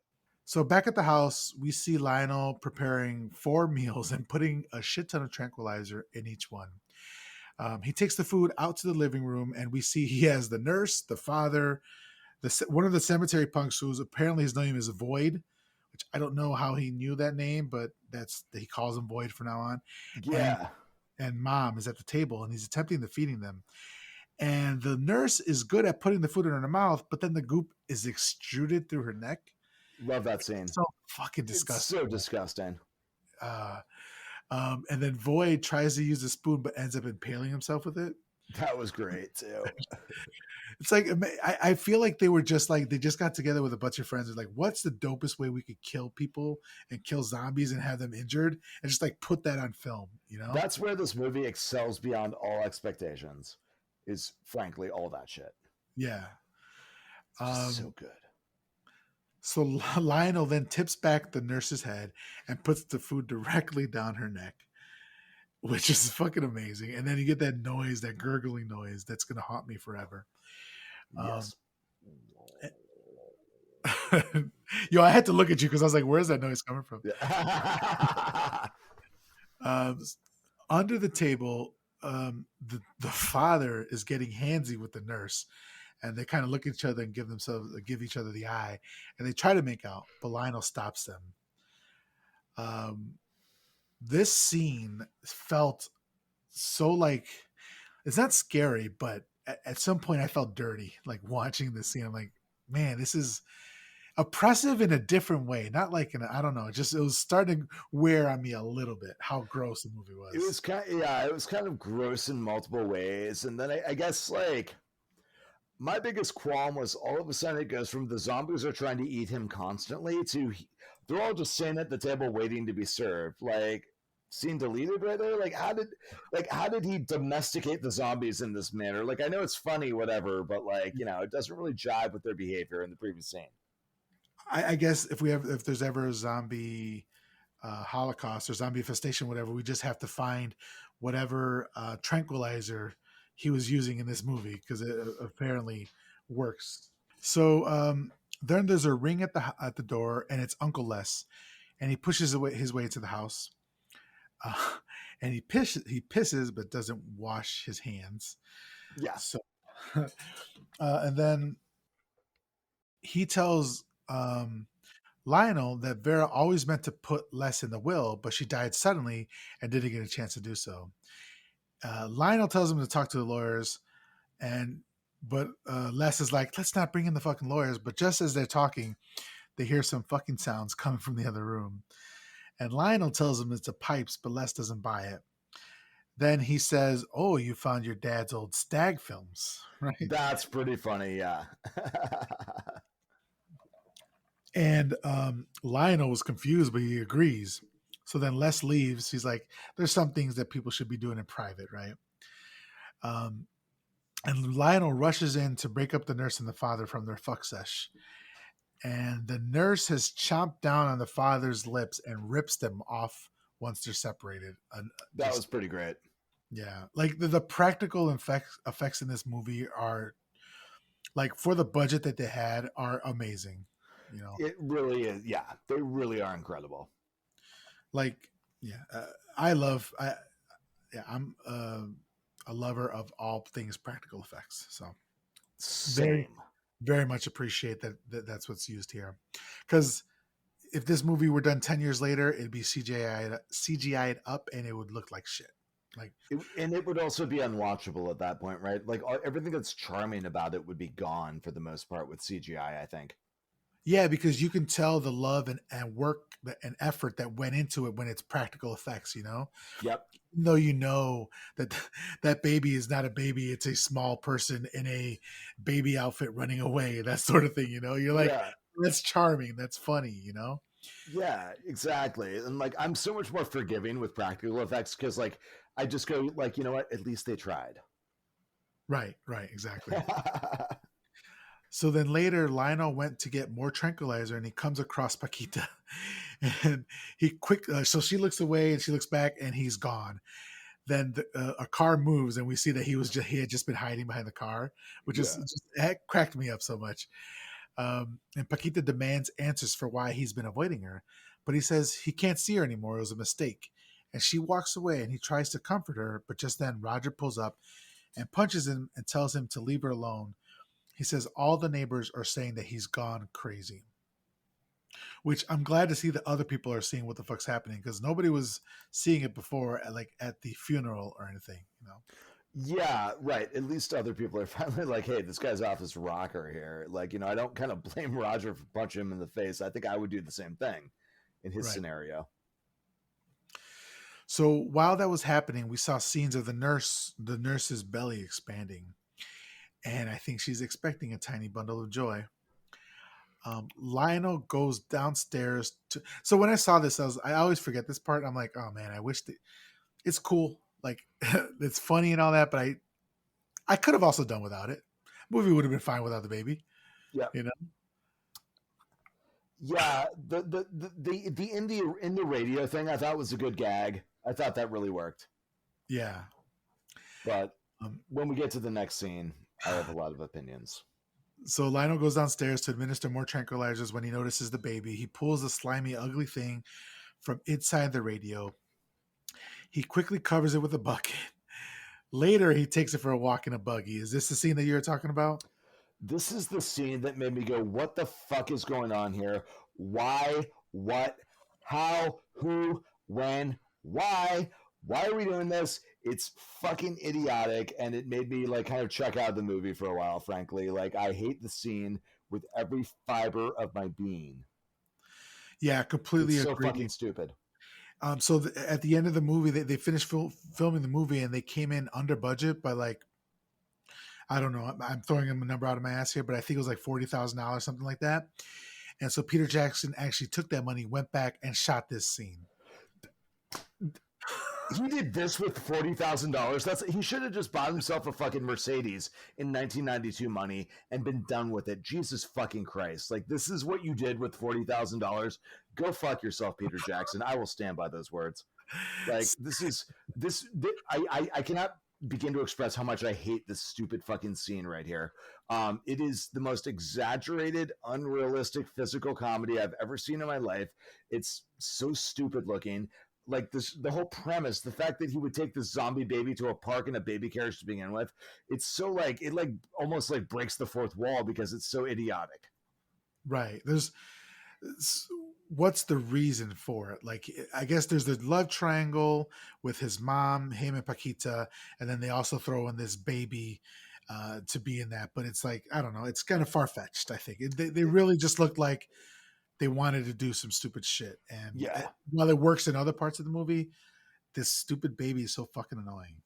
Yeah, like like I like stupid movies. Like I like stupid things in movies. Like I like, but sometimes there's something that's so far afield of like any sort of logic or whatever. And I think this is one of those times, really, for me, where I'm just like, like what, like, and it's just one of those things where it's like, oh, what do you do with the zombie baby? Oh, it'd be funny to take it to the park. Oh, Yeah. There's one part in it, and I'll get to it right now, where I was like, oh, that's kind of cool. But so while at the park, he tries to mimic the behavior he sees of another mother doing, but he's unsuccessful with his zombie devil child. It nips at him and tears up a teddy bear. He loses control of the buggy, and it goes rolling down a hill and upends, which allows the baby to break free and cause havoc. And just as it's about to bite a child, Lionel grabs it and starts beating it up in front of all the other parents. So the part where it's like crawling rapidly towards the other kid, I thought, oh shit, is that about to happen? Is he about to bite another baby? And that's how the zombie outbreak goes out into the world. I was like, that's kind of cool, right? But that doesn't happen. He just gets it and beats the shit out of it. And no other parents are the parents are fine with that, you know?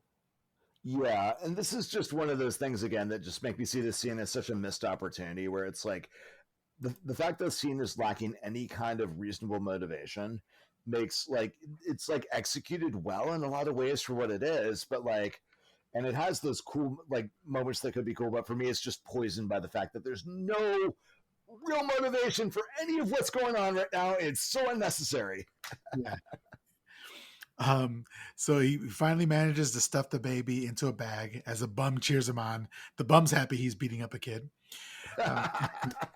And then he walks back. Sorry, a unhoused individual. I put bum in my notes. I was just typing real quickly. That's okay. You can blame it on me. Bum, bum, bum, bum, bum, hobo. So as he's walking back, he walks across Paquita and Roger, who are on a date, and Paquita is kind of like sad to see him, and then they go about their business.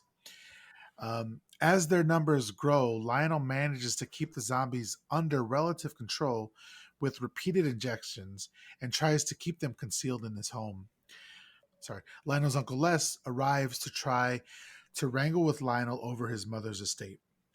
Uncle Les discovers the corpses and blackmails his nephew into giving up his inheritance in return for his silence.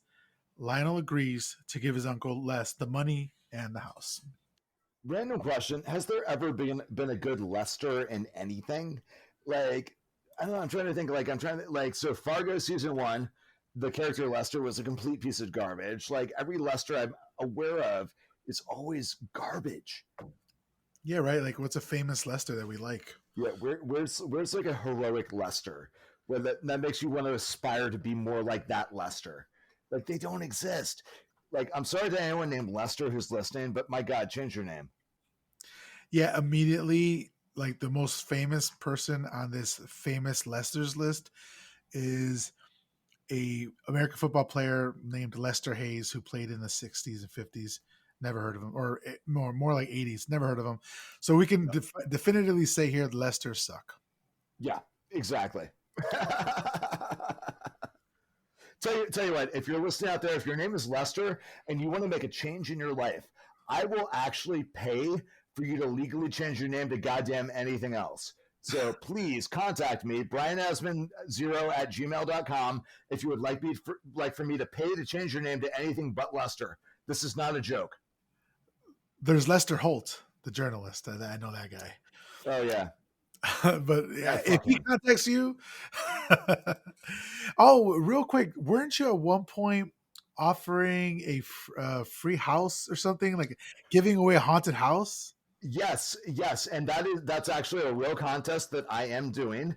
If Man Fuck This House sells 1 million copies in my lifetime, I will purchase an allegedly haunted house and give it away to one lucky winner.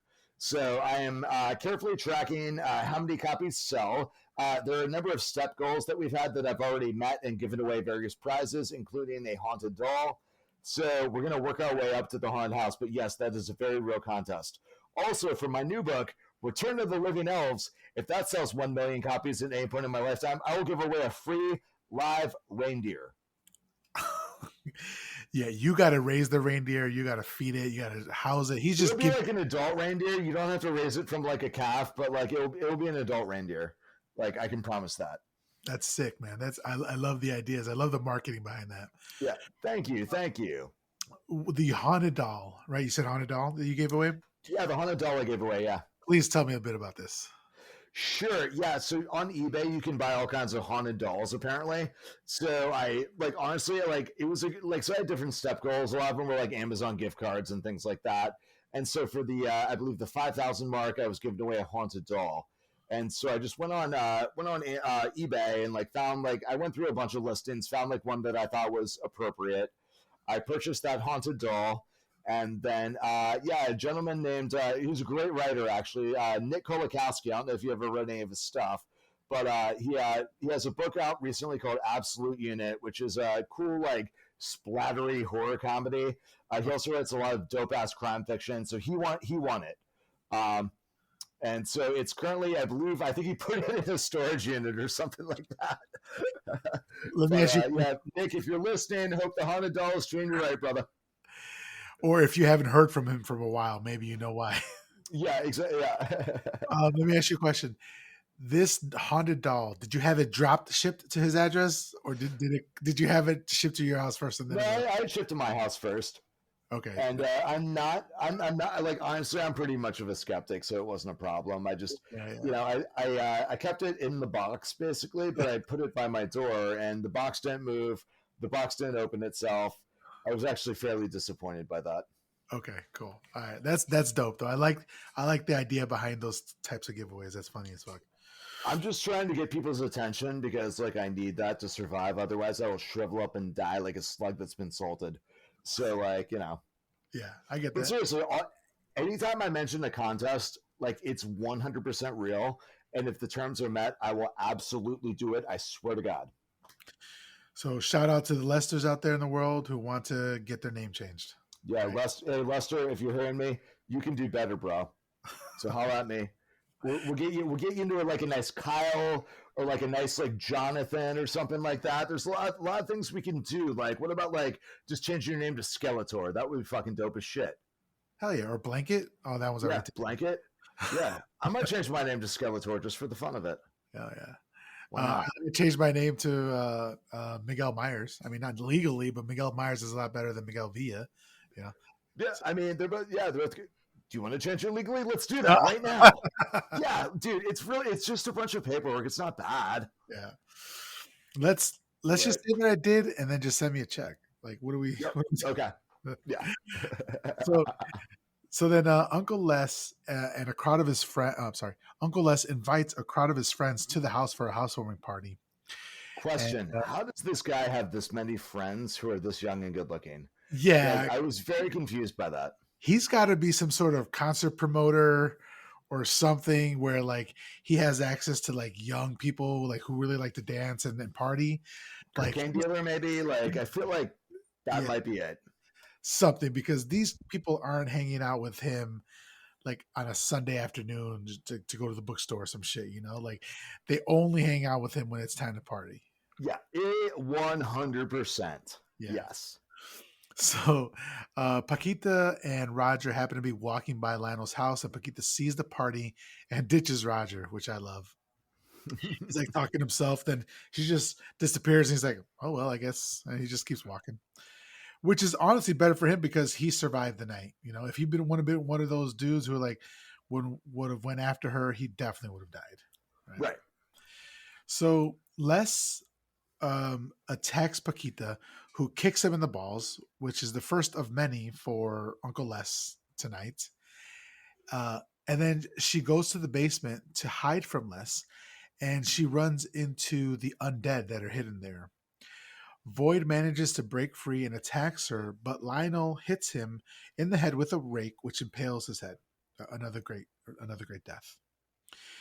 Paquita recognizes all the dead people, and Lionel says he doesn't know what to do. He can't destroy them. And then Paquita says she must. So this is a bit of his motivation here. Not enough to warrant what he did, I don't think. But this is a bit of what I guess what they were trying to say, why he didn't just leave her buried, you know? Right. Lionel reluctantly administers poison to his mom and the rest of the zombies, quote unquote, killing them, and then they bury them. And it's kind of a touching scene, like he's crying as he's injecting the mom, you know, that sort of thing. However, the poison turns out to be an animal stimulant, and since the zombies came from the bite of an animal, it only gives them even more energy, and then it like levels up mom, and we'll talk about that later. That was the best. But yeah, go ahead. Yeah, and this is, for me, this is the moment where the movie really started working and firing on all cylinders. Yeah, they're like during the early part of the movie, there are parts where I was like, oh, this is kind of slow. Where is this going? These decisions are idiotic. But right here is just where the thing fucking takes off, and it's phenomenal from here on out. Like right here, it's just like a pastiche of like different deaths, you know, and moves the plot forward a little bit, which is great. Like it's very fast paced here. Yeah. So Uncle Les and Lionel get into a fight, and he throws Lionel downstairs and takes Paquita in her room to continue to assault her. Downstairs, the zombies burst from the ground and start the final attack. And the list of kills here is going to be tremendous. At one point, I just start naming them, but the first guy to get it is the one who lets Lionel out of the basement. Void manages to break the door down, trapping the guy underneath the door, and then Void claws and pulls his rib cage out and removes it from the man's body. Absolutely. That was beautiful. I love that. So fucking good. Another man gets his literal face ripped off by Father Magruder. That was great too. Yeah, and all you just see is like fucking amazing. Void rips out another woman's stomach, and then upstairs, Paquita has just hit Uncle Les in the groin, so that's the second time, and then Lionel joins them. A zombie breaks through the door and grabs Lionel's head, and Paquita helps while Les jumps out of the window. She manages to get Lionel free by chopping off the hand with some tiny scissors.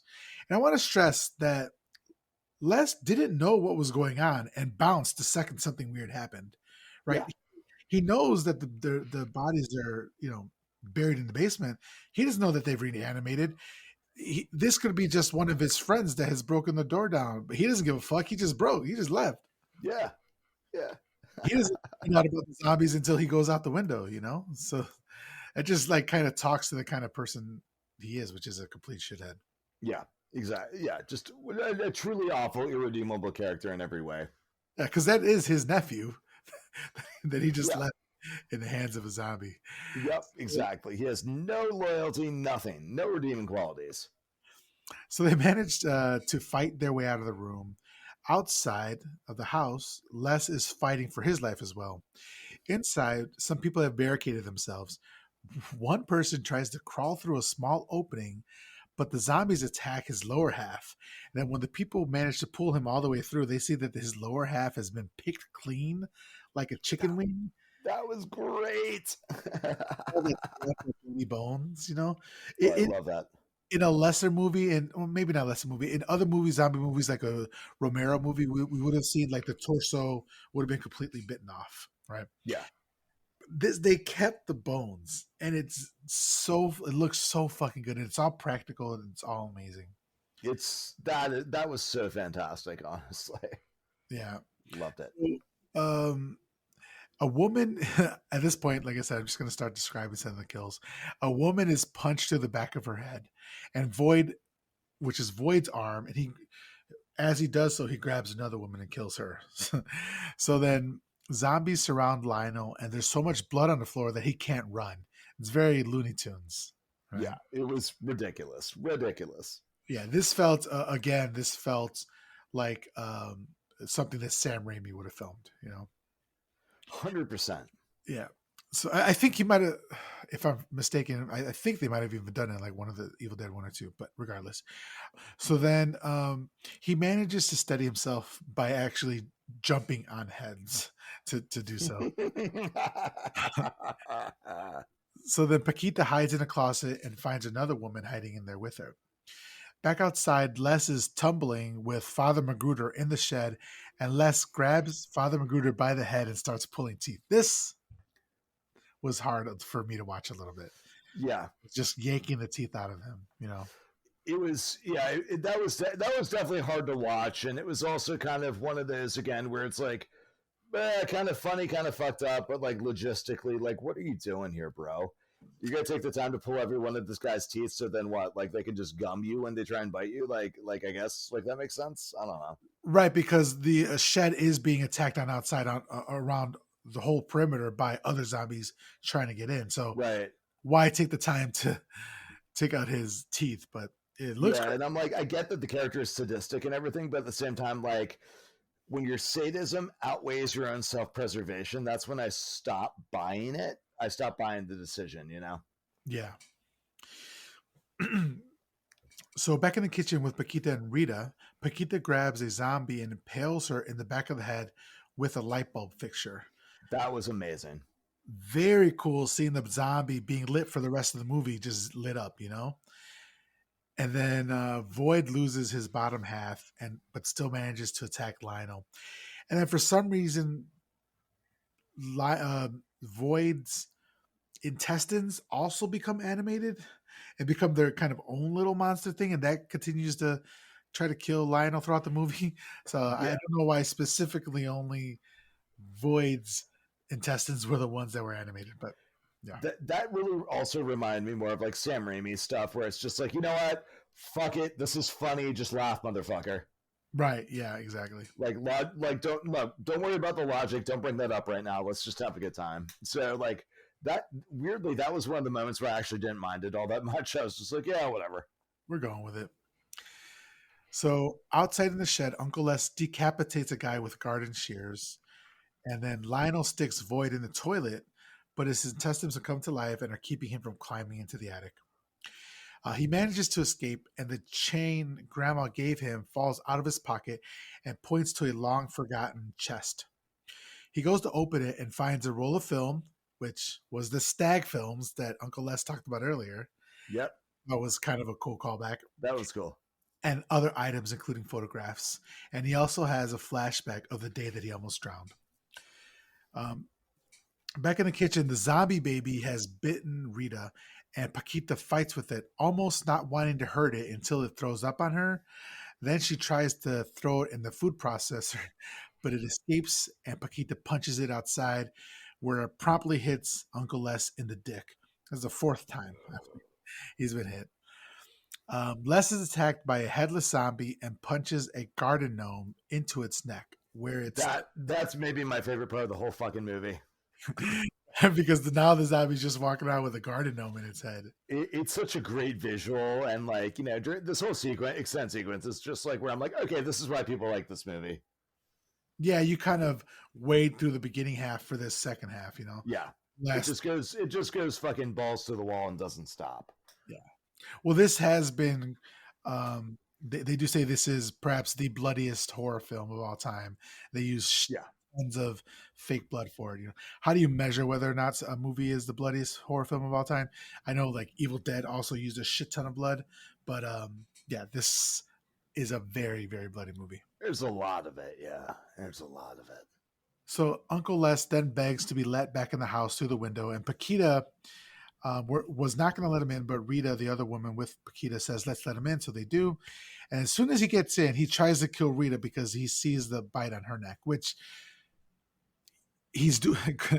I agree with him in that aspect, but the way he went around about it was fucked up, you know? Yeah. But he was bit, and she does pose a danger, but maybe wait a little bit. I don't know. Yeah. So in the attic, Lionel finds pictures of his father with another woman and also finds skeletons.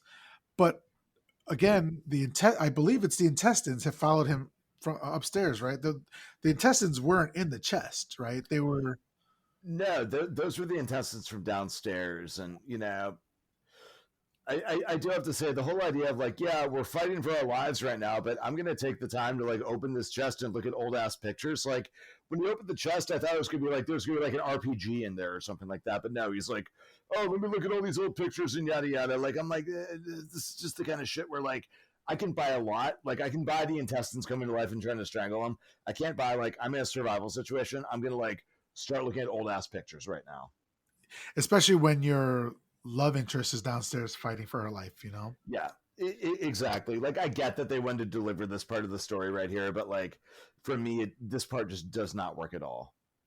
Yeah, they could have delivered it later on in the movie after he, you know, uses his the lawnmower. Maybe after that he finds it because we have a little bit of a dull a slow Yeah, time, not right in the middle of the action scene. You know, it almost would have been better that way. Yeah, after they kind of mop everything up and then like they find the chest and realize what the mother really is, and then the mother's form makes it the appearance. You know, that would have been way more powerful, I think. yeah. So then the intestines start like choking him. In the kitchen, Les is attacked by the light zombie, and he chops her in the head with a cleaver. The intestines are attacking Lionel until he has to break free, breaking through the floorboard. He's now dangling from the intestines. In the kitchen, a bunch of zombies attack Uncle Les, but he chops them down, which is kind of cool. I Yeah, I don't like that he had a cool a cool scene, but he basically kills a shit ton of zombies yeah, with it. You know, yeah. That was yeah. I mean, is what could it have given is, right? it to Paquita. That would have been dope. That would have been better. Yeah. Yeah, So Lionel is still dangling, and he manages to pull himself and bite the intestines, which that's nasty. And also, we see the intestines like farting later oh yeah, in the yeah. movie, which is funny. Ridiculous. And he falls, and when he falls, his head hits another head and pulverizes that head. It's like they're just jam packed with deaths throughout this movie, throughout this scene, I should say. Yeah, Then Uncle Les is putting a body through like a meat grinder, and the guts just kind of fall out. Uh, in the meantime, the baby has grabbed a leg and kicks Les in the dick again. So I think that's like 5 dick punches for Uncle Les, and I love it. there's a lot of dick punches, which again, this guy deserves all the dick punches in the world. So like, you know, hey, Yeah, I know I said I was annoyed by that baby, but the baby was starting to win me back when he kicked the baby, kicked Uncle Les in the dick like twice. Yeah, it was great. yeah. And that baby, have you ever seen the Garbage Pail Kids movie? Not the movie, but I'm very familiar with the Garbage Pail Kids. Okay, yeah. So they made a movie, and it's completely unwatchable. Do not recommend. Ugh. But looked very much this child in here looked very much like the Garbage Pail Kids movie. I rented it. And I thought I was gonna have a good time. It was unwatchable. Absolutely unwatchable. Oh no, that's a bummer because I love that property as a kid. Yeah. So So then Les chases the baby down to the basement where we see the ground move. Upstairs, Lionel manages to free Paquita when she's bitten by an elderly zombie with dentures. Actually, I thought I was really happy for her because I didn't want her to die. You know, yeah, as he swings back, the intestines break and he's thrown out of the house. Downstairs, we see that the big bad is actually Vera, looking like Toka and Razor from Teenage Mutant Ninja Turtles 2: Secret of the Ooze. yes, which came out around the same time too. Yeah, I think TMNT 2 was in 91 and this came out in 92, I think. Yeah. Yeah. So maybe that was an influence also, but like there's definitely bad Super Shredder vibes right now, and I love it. Shredder, yes. That's what I was going for. Super Shredder from TMNT. Yeah. Yeah. The Toka and Razor were also fucking dope. Like I don't know why they didn't do Bebop and Rocksteady. I think they might have not had the rights to those characters, but like still cool. Still cool. I mean, I think that movie I saw that movie within the last couple of years. I think it still holds up. I have fun watching it. Yeah, exactly. The first one is like actually a good film. Like the second one is fun. But not the same level because they didn't let the turtles use their weapons at all because of complaints about violence. Really? I didn't realize that. So yeah, so in Secret of the Ooze, they actually don't use their actual weapons. Okay. All right. But Secret of the Ooze has Vanilla Ice. It does. Yeah, that's the one that is Vanilla Ice, Toka, Razor, Super Shredder, all that. Yeah. Go ninja, go ninja, go. Go ninja, go ninja, go. Have you ever seen a turtle get down? To me the most iconic opening scene of any movie ever made, which is just shots of New York pizza, like just the cheese dripping. Every time I see that, I'm like, oh fuck, I want a slice of pizza. Like I want pizza really bad right now too. That is like a deeply held childhood memory for me. Is the opening? Yeah. Hell yeah. All right, Yeah, I'm a big Ninja Turtles guy, man. I have a Mutagen Man tattoo, actually. for real? Oh shit, Yeah. that's dope. Yeah, no doubt. It's like right.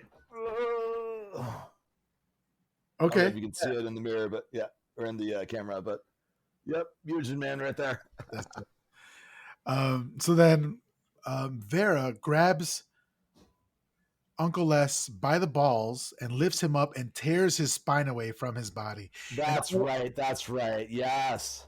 and all we see is the shadow of it happening. And even the shadow is fucking gory as fuck, you know? Oh, Looks it's great. It's a great scene. Like you just see the hands and like what they're doing to him, and like you're like, what are these hands even attached to? It's obviously something way bigger than anything we've seen in the movie to this point. You know? yeah. Lionel makes his grand re-entrance, backlit with the moonlight and the fog, and he's carrying a lawnmower in front of him, blades out towards all the zombies. Do you want to? Do you remember what happens here? Do you want to explain what happens? I mean, he just essentially just like walks into all the zombies with his lawnmower and just chops them the fuck up. Essentially, it's just like blood and body parts flying. This is probably where the majority of the movie's blood budget went. Just like it's flying everywhere, like blood and limbs and everything like that. It's a really triumphant moment, and I really enjoy it. And it connects back to your book, right? Because you actually have. I'll put a spoiler alert before that. It actually connects back to your book in that you have a lawnmower death in there. Yes, I have a character whose face gets pushed into a lawnmower, essentially. Yeah. Yes, so So when you were watching this, and so we saw a shot of the lawnmower at the beginning of the movie, did you think, oh, maybe that's going to come back, or were you completely surprised when he walks in the house with the lawnmower? yeah, no, I did. Like, unfortunately, I kind of like watch. I've done a lot of screenwriting, so I watch things with like a screenwriter's eye, essentially. Okay. And if like all those little things, I kind of go, yeah, that's gonna come back. That's gonna come back. I'm constantly like kind of picking it apart. Yeah. So when you saw that, when you thought there might be the connection with the lawnmower, were you like, holy shit? I just Yeah, I thought it was was like, oh, yep, there it is. There it is. Cool. Let's do it. Let's get weird. yeah. So essentially, like he cuts a path, like he's literally cutting the grass. If the zombies were grass, he like cuts a path through the zombies, turns around, looks, and there's still more zombies. So he just keeps doing that over and over. He's absolutely covered in gore and blood and guts. It's fucking amazing. Love it. Yeah, and so Paquita, for some reason, doesn't really make sense. Gets in on it a little bit as well, and starts like she grabs a hand and throws it down the blender, and she even grabs half a head that looks dope, throws it in the blender. I love that scene. Yeah, that was great. Yeah, and then one of the hands that she threw down there actually grabbed her hair and was pulling her down into the blades. In the meantime, we see Uncle Les come back and he looks fucking amazing. His spine is still attached to his body, but it's pulled away from it and he's hunched over walking toward Rita. Paquita stops him and yanks out his spine and whirls it around and smashes it on the counter. Fuck you, Uncle Les. You're finally dead. Yeah. So then back in the foyer, Lionel has killed all the zombies. He's slipping in the gore. Then he sees Void, who has somehow attached his legs to his torso. I don't know how he did that, but moving on. He attacks Lionel, who falls back with the blades facing up. The blades of the lawnmower facing up, and he manages to grab a hand and use it to yank the cord on the lawnmower, and Void is just chopped up and dies. Another great one. Yeah. Yeah, that was a fun one. So back in the kitchen, Paquita goes to check on her friend. She sees that she's knocked out. Then the baby grabs the side of her face and pulls her head apart and is kind of walking towards Paquita. And I think this is the cover or the poster for the movie. Like this scene is what's happening on the poster, which is kind of great. In the meantime, the light bulb zombie has finally caught fire, and Paquita turns the gas on and sets the baby zombie and Rita on fire, and also the light bulb zombie. In the foyer, Paquita puts the chain on Lionel, and he kills the intestine monster once and for all. So that's kind of like they think they're all dead. Then they embrace, and Lionel tells Paquita to leave because he hasn't seen his mom yet. Just then, Mom breaks free from the basement, and we see she has turned into the huge monster, kind of like Super Shredder, and exaggerated decaying face, huge dragging breasts, and an ass that just won't quit. She's double cheeked up on a Tuesday afternoon. Like I don't understand why this was necessary, but you know what I do like? She's naked, but it also makes sense. You know how like the Hulk, whenever he hulks up, his shirt rips, but his pants don't. In this Yeah. one, it makes sense because her clothes wouldn't fit her anymore, so that's why she's naked. Yeah. Yeah, that was great. And this is one of those big payoffs I loved in this film that made me go, okay, like some of the other stuff I didn't like as much. This is totally worth it to get to this moment. And it looks amazing. I mean, obviously practical. Like you can tell the machinations behind how they did it, multiple people working different things and all that. But it looks fucking great. It looks so fucking cool. It reminded me of I think it was Violator from Spawn a little bit. Yes, it's very much like Violator from Spawn, which is kind of crazy because that was around the same time. So I don't think I'm 99% sure those things would have evolved independent of each other. Right, right. You know, and yeah, it also reminded me a lot of the villain, the main villain from Bad Taste when he finally takes on his alien form.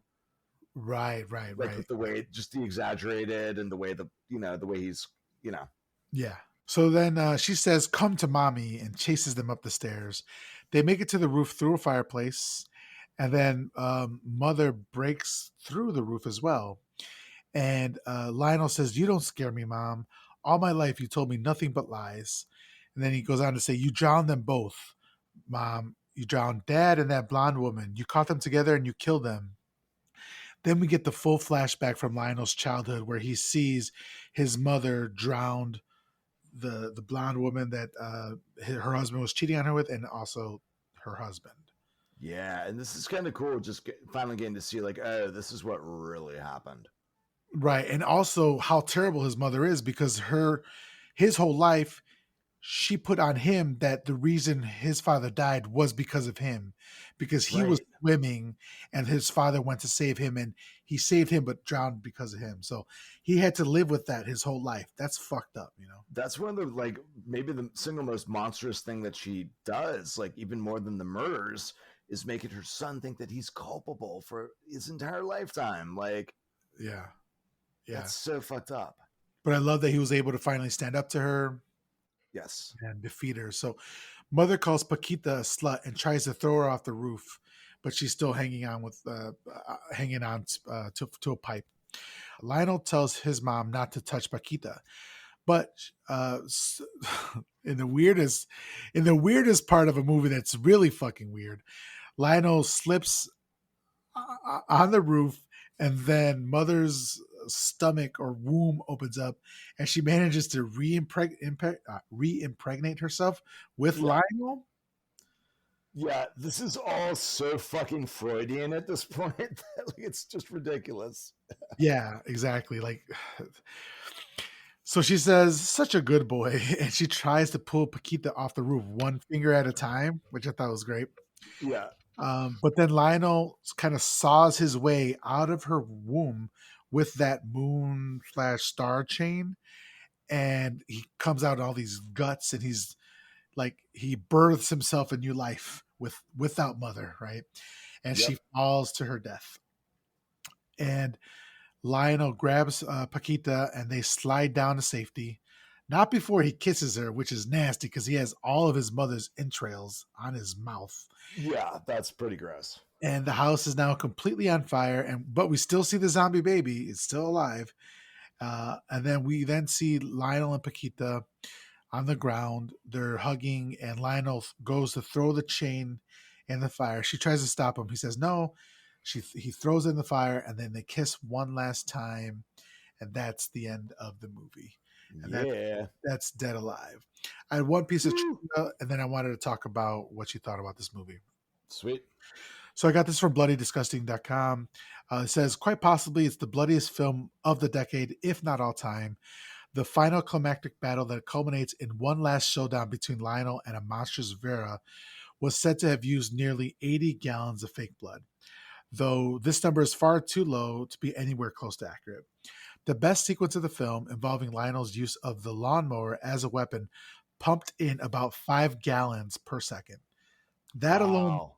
would be impressive, but the lawnmower had real blades that were being fed wax limbs for the zombie slaughter effect. With that much blood covering nearly every surface, the floor had to have been extremely slippery, which meant that Richard Taylor, the special effects guy, the only one brave enough to feed the lawnmower fake limbs, could have easily lost one of his own limbs with one slick misstep by either him or Timothy Balmy as Lionel, the one wielding the lawnmower. But that's fucking Wow. metal, man. That's so fucking crazy. That's so crazy. So then that was Dead Alive from 1992. Brian, what did you think of the movie? I think this was an amazing climax with amazing special effects that took way too long to get to where it was going, and some of the slapstick, the overly slapstick stuff just did not work for me in a way that like movies like Evil Dead 2 that have that slapstick element do work for me. So far from a perfect movie, but I think the climax and the payoff for this is definitely solid, and the practical effects are like god level. Yeah, absolutely agreed. As somebody who has done screenwriting in the past and still does it, what did you think of the writing of it?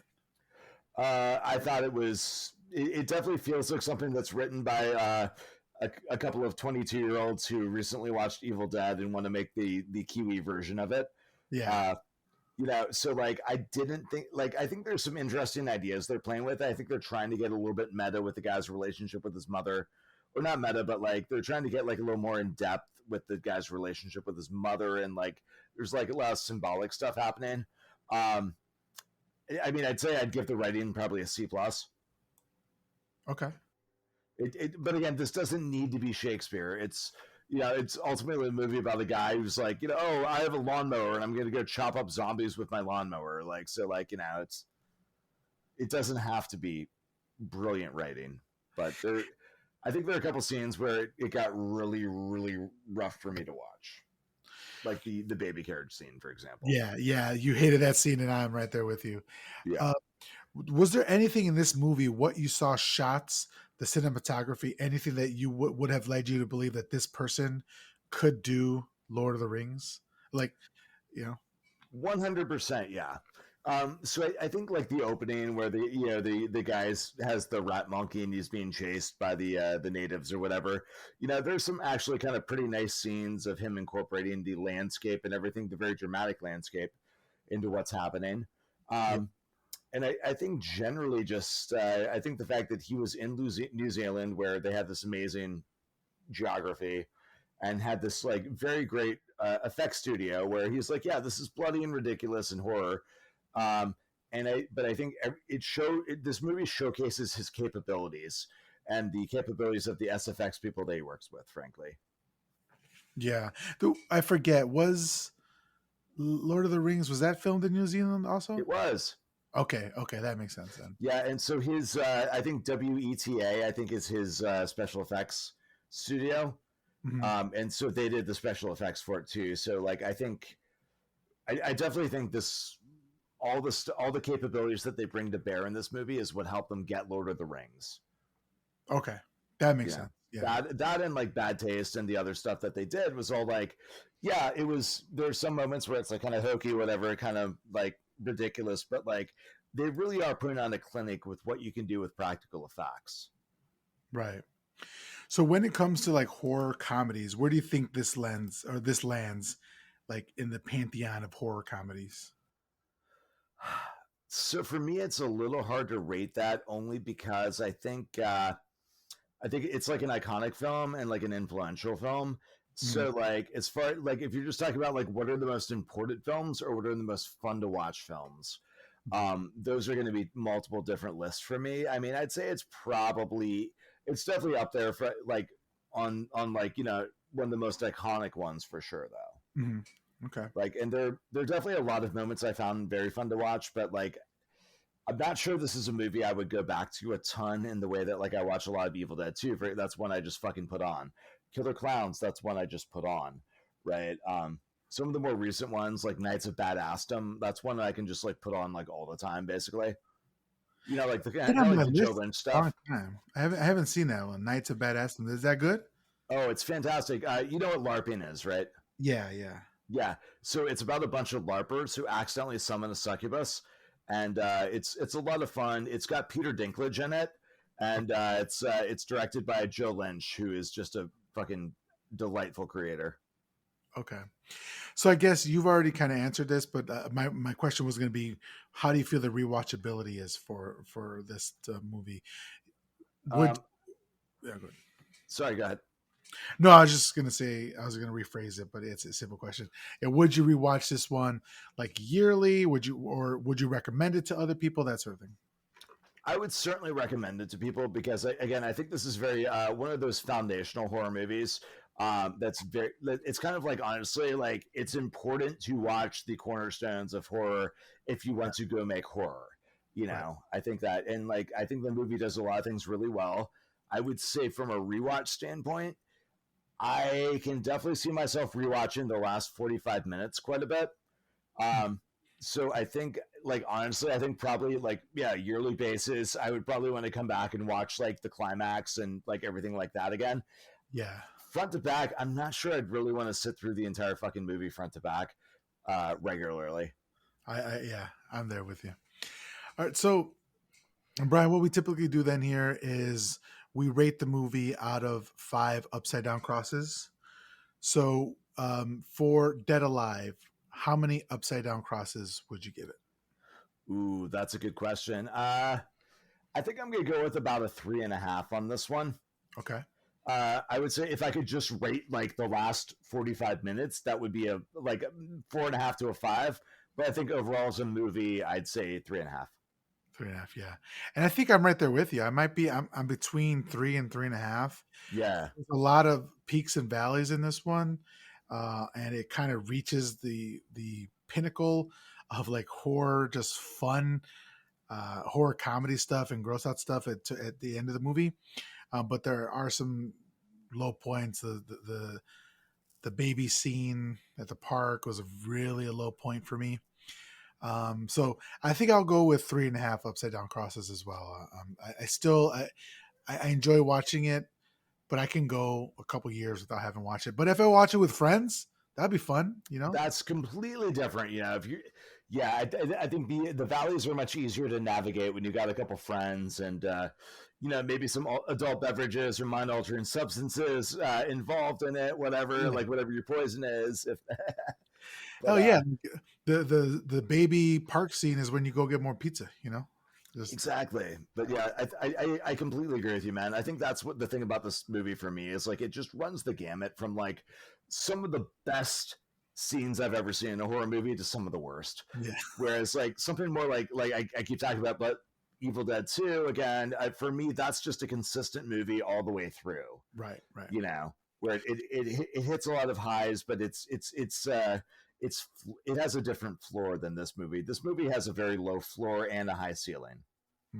Yeah. So, Brian, what we typically do here is in order to be fully absolved from your horror movie sin, I will be suggesting to you 3 movies for you to watch. And you can either, if you don't watch them, you'll burn in the fiery pits of hell. That's not on me. That's on you. That's your choice. Ah!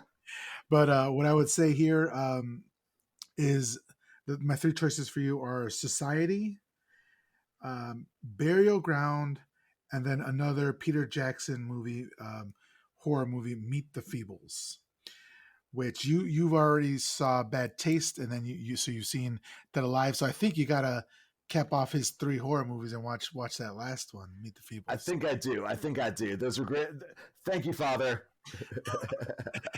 So I hope you get a chance to watch these, and hopefully in the future you come back and we'll talk about those movies and maybe another movie.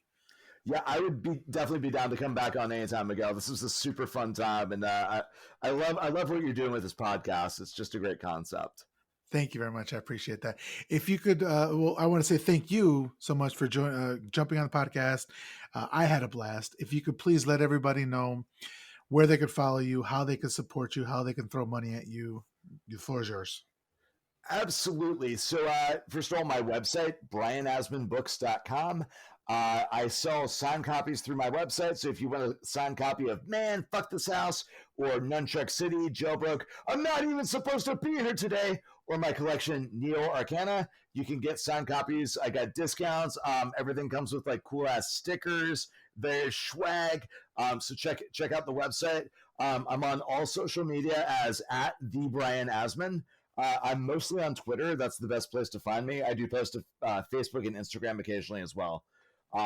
So those are really the best places to check me out. I also have a film I co-wrote on Amazon. It's called A Haunting in Ravenwood. It's a neo-gothic kind of ghost thriller type deal. Kind of like if you like Vincent Price movies, this is our version of that. It's super fun. It came out in April. I'm really proud of it. I'm also in a movie called Mutant Vampires from the Planet Neptune, which just dropped on Tubi like this past week. Actually, it's so new. I actually have not even seen the final cut yet.